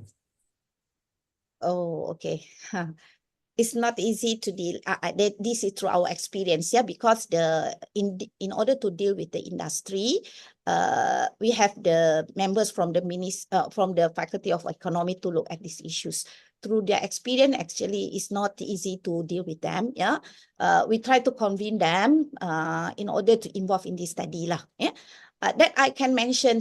For industry, the big industry, I think they have no issues to follow this policy, because they can reformulate of the product. This is the finding, I think, the main findings, because we go the big company. At the same time, when we go to the SME, we have big issue. They actually finally they don't want to join the program. They don't want to be a participants, and some of them they give the true answer lah. The true answer means that I try our best to reformulate the product. By the end, I don't have enough money. True words from the qualitative research, and finally I just let go. I just keep. I don't pay the tax. So from that, we try to understand lah. Maybe we need to have this group of people, especially SME in our country, when we want to reduce the sugar lah in their product. We have to think of other ways and means to tackle this group of industry, right? Questions, anybody? Azdie? Yes. Is that Prof. Ismail? Yeah. Prof, thanks for the enlightening us about this SSB thing. We were looking where is as you say, we need to monitor, and you did very well, even in the short period of 2 years. Yeah. Not too sure. Are you a nutritionist or economist? Oh, background? I'm nutritionist. Okay, good. Because the next question I'm going to ask you is that sometimes we are, you talk about reformulation, but as a nutritionist, we should be aware, reformulation doesn't mean healthy. You know what I mean? Yeah. You can reformulate. You can replace sugar with sweetness. Yeah. Now sweetness are being questioned. Yeah. You can add something like you can add fiber into a yogurt. Just to say that, it's healthy, but beware, I mean, reformulation industries have their own way to do things. But for the purpose of cutting down sugars and things like that, it does, it does give us a product that we say, sometimes I also question the HCl sometimes. How healthy is our HCl? When we put a logo on certain food, you have to really be careful, because we are comparing HCl logos from the same range of products, right? But what if the product is actually unhealthy, or is not? You still have certain level of high sugar, high salt, or whatever. But just because it's healthy among the unhealthy product, you dapat logo. So I think a lot of work have to be done. But the taxation is definitely, we are all for it, because we should have done this a long time ago. I mean, try to make food that are, we only have what they call sin tax, right? Some countries they call sin tax, not sugar tax only. What about the fats now? Look at, we should be taxing food that are loaded with calories. This is how we can help improve. When we're talking about improving our environment, it's not easy for us nutritionists and dietitians to advise our patients or to advise our colleagues, hey, eat healthily. But when you go out there, you're confronted with all kind of food. So it is a challenging thing, but it's a good move lah. I mean, your studies, you should continue more. Let's see when 90 cent makes a bigger difference, maybe in 2 or 3 years time. We need that kind of data to convince the policymakers to start paying serious attention to our food environment. Okay, thank you. Thanks for the talk. Okay, I just want to before Associate Prof Gita, just comment Prof Ismail mentioned. I'm agree with the Prof Ismail, which is reformulation, I think the first step lah, first step. But yeah, it is very important to look more detail maybe after this, the detail of reformulations. Yeah, before this, we just, whether they are reformulate the product, they follow the guideline and other things. But now we need to look back the detail, the process of reformulations. That is, I think, very important, whether they are using what type of the sugar, yeah, synthetic sugar or other things. That's another good point we take into considerations later about these issues. Yeah.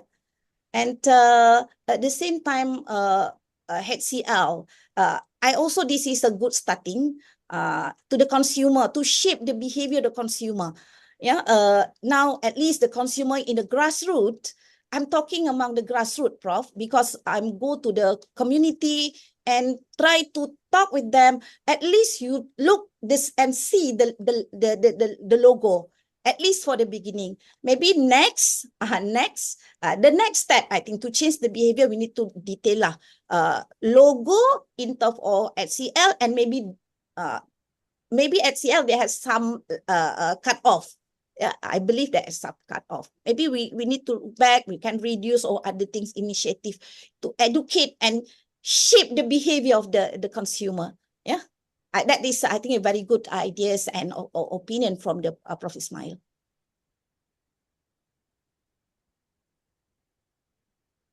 Azdie, if I may. Yes, sure.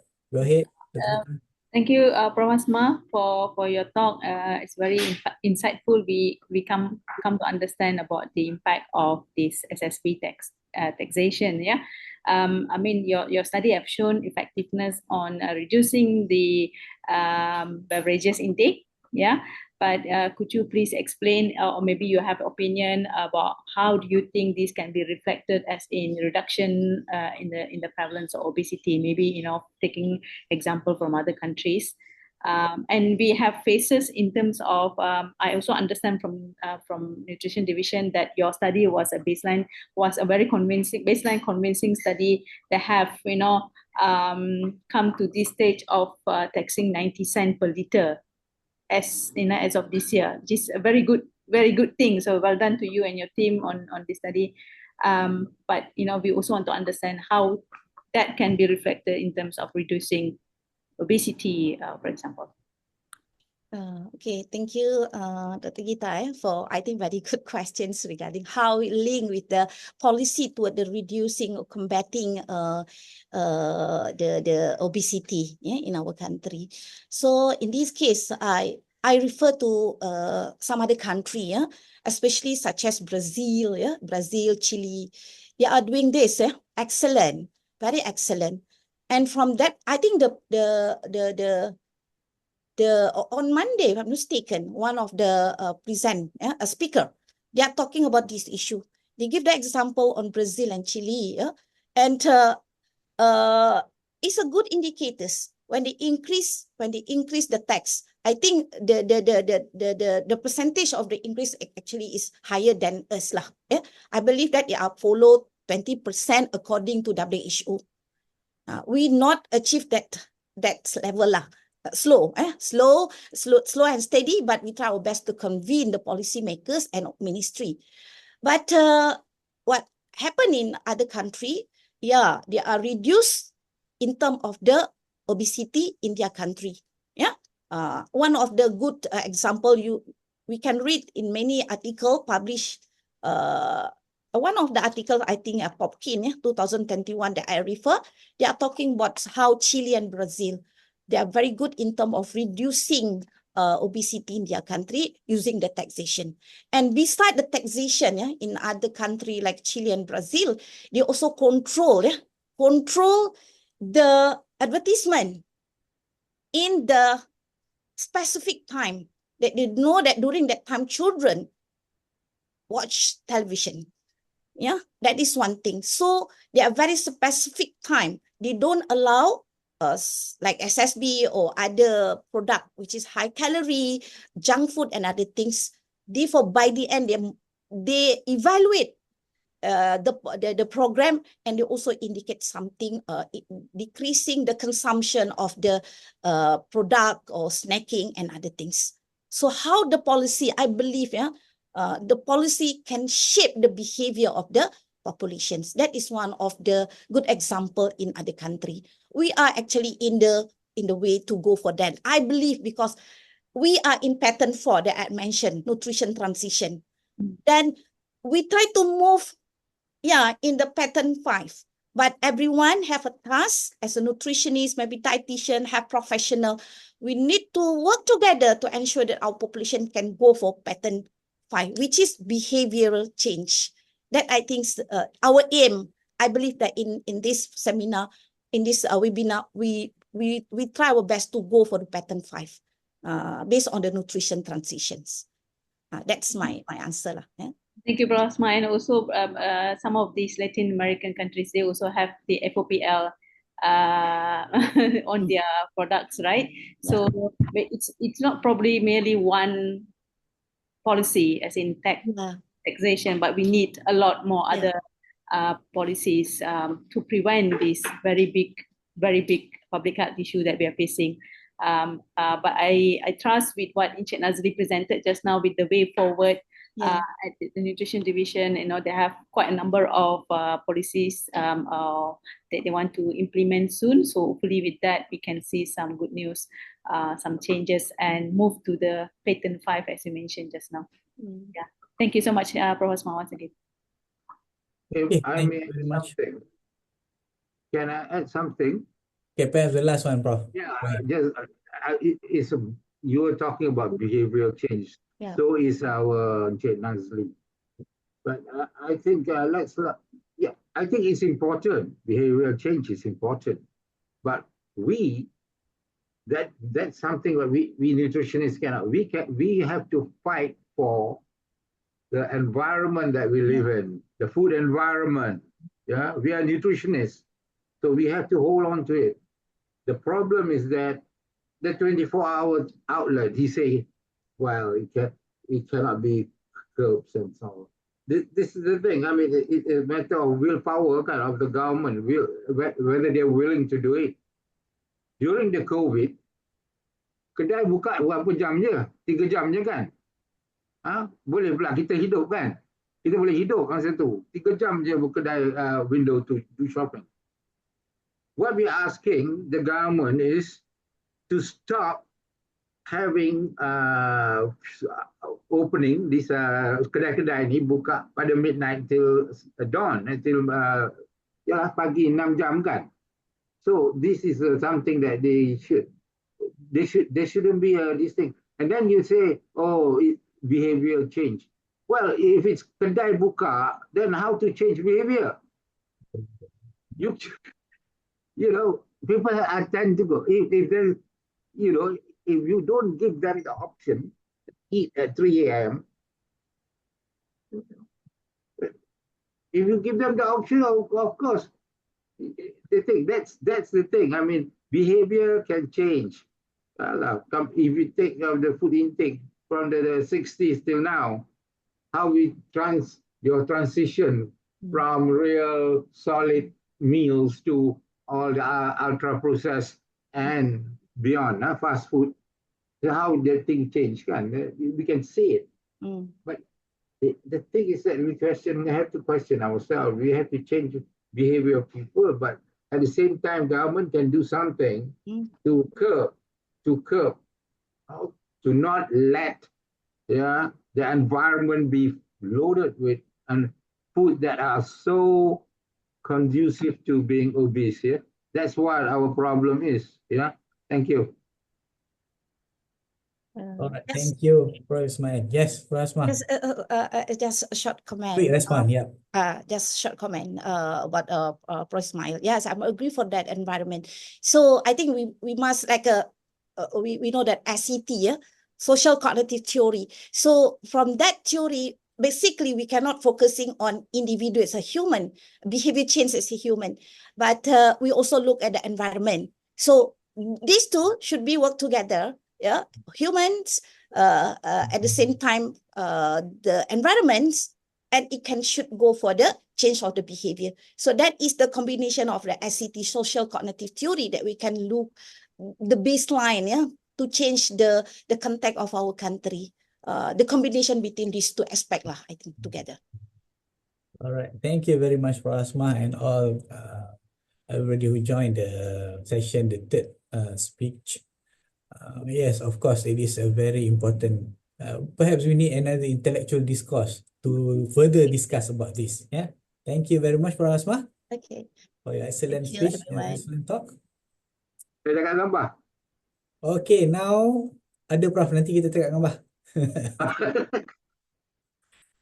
So basically that concludes today's session on policy options combating obesity. A big thank to our esteemed speakers, Prof. Gill, Prof. Norhasmah Sulaiman, and Mr. Nazli, and your insightful presentations and thought-provoking discussions.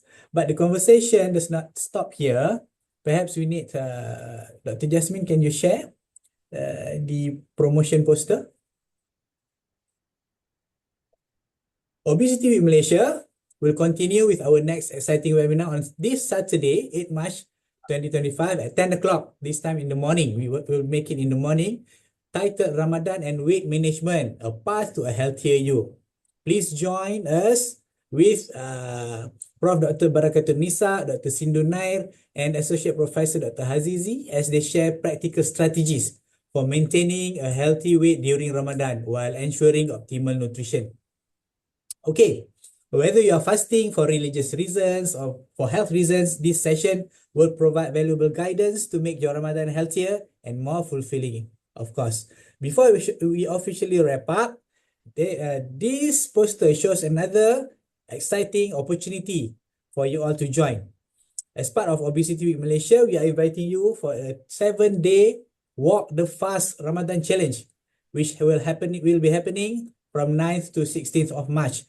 Everybody are welcome to register by clicking the scan QR code, and participation is free, and it is both open for Muslims and non-Muslims, even though it is called Ramadan Walk. There are cash prizes and also diet program rewards to be won.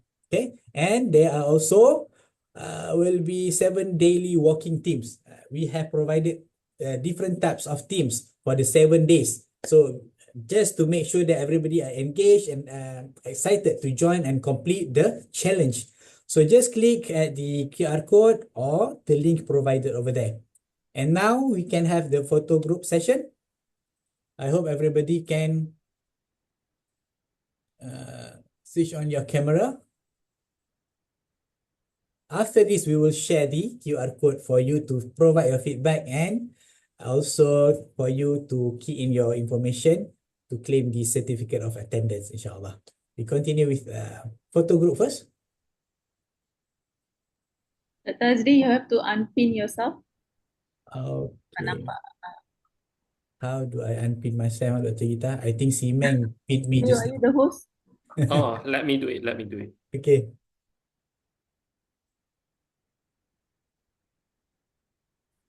All right.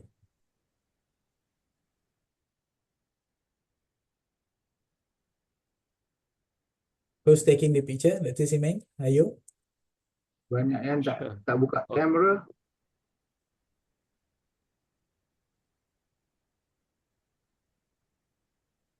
Okay, count to 3. 3, 2, 1. Okay, I'm taking next page.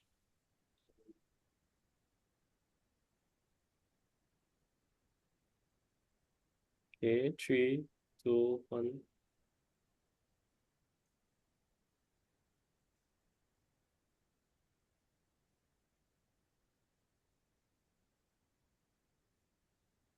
All right.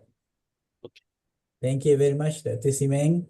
And with that, we have come to the end of our sessions today. A big thank you to our speakers and to all of you joining us today. We hope you found today's discussion insightful and valuable. Let's continue working towards a healthier future together. So I hope to see you guys next session, and stay safe, stay healthy, and take care. Assalamualaikum warahmatullahi wabarakatuh, and goodbye. Oh, before that, don't forget to scan the QR code and provide your feedback about today's session and to get your certificate of attendance. Assalamualaikum warahmatullahi, and goodbye, and selamat berbuka puasa for our Muslim friends. Thank Thank you, everyone. Well done, Dr. Azdie. Thank you, Ate Gita and all. Yeah.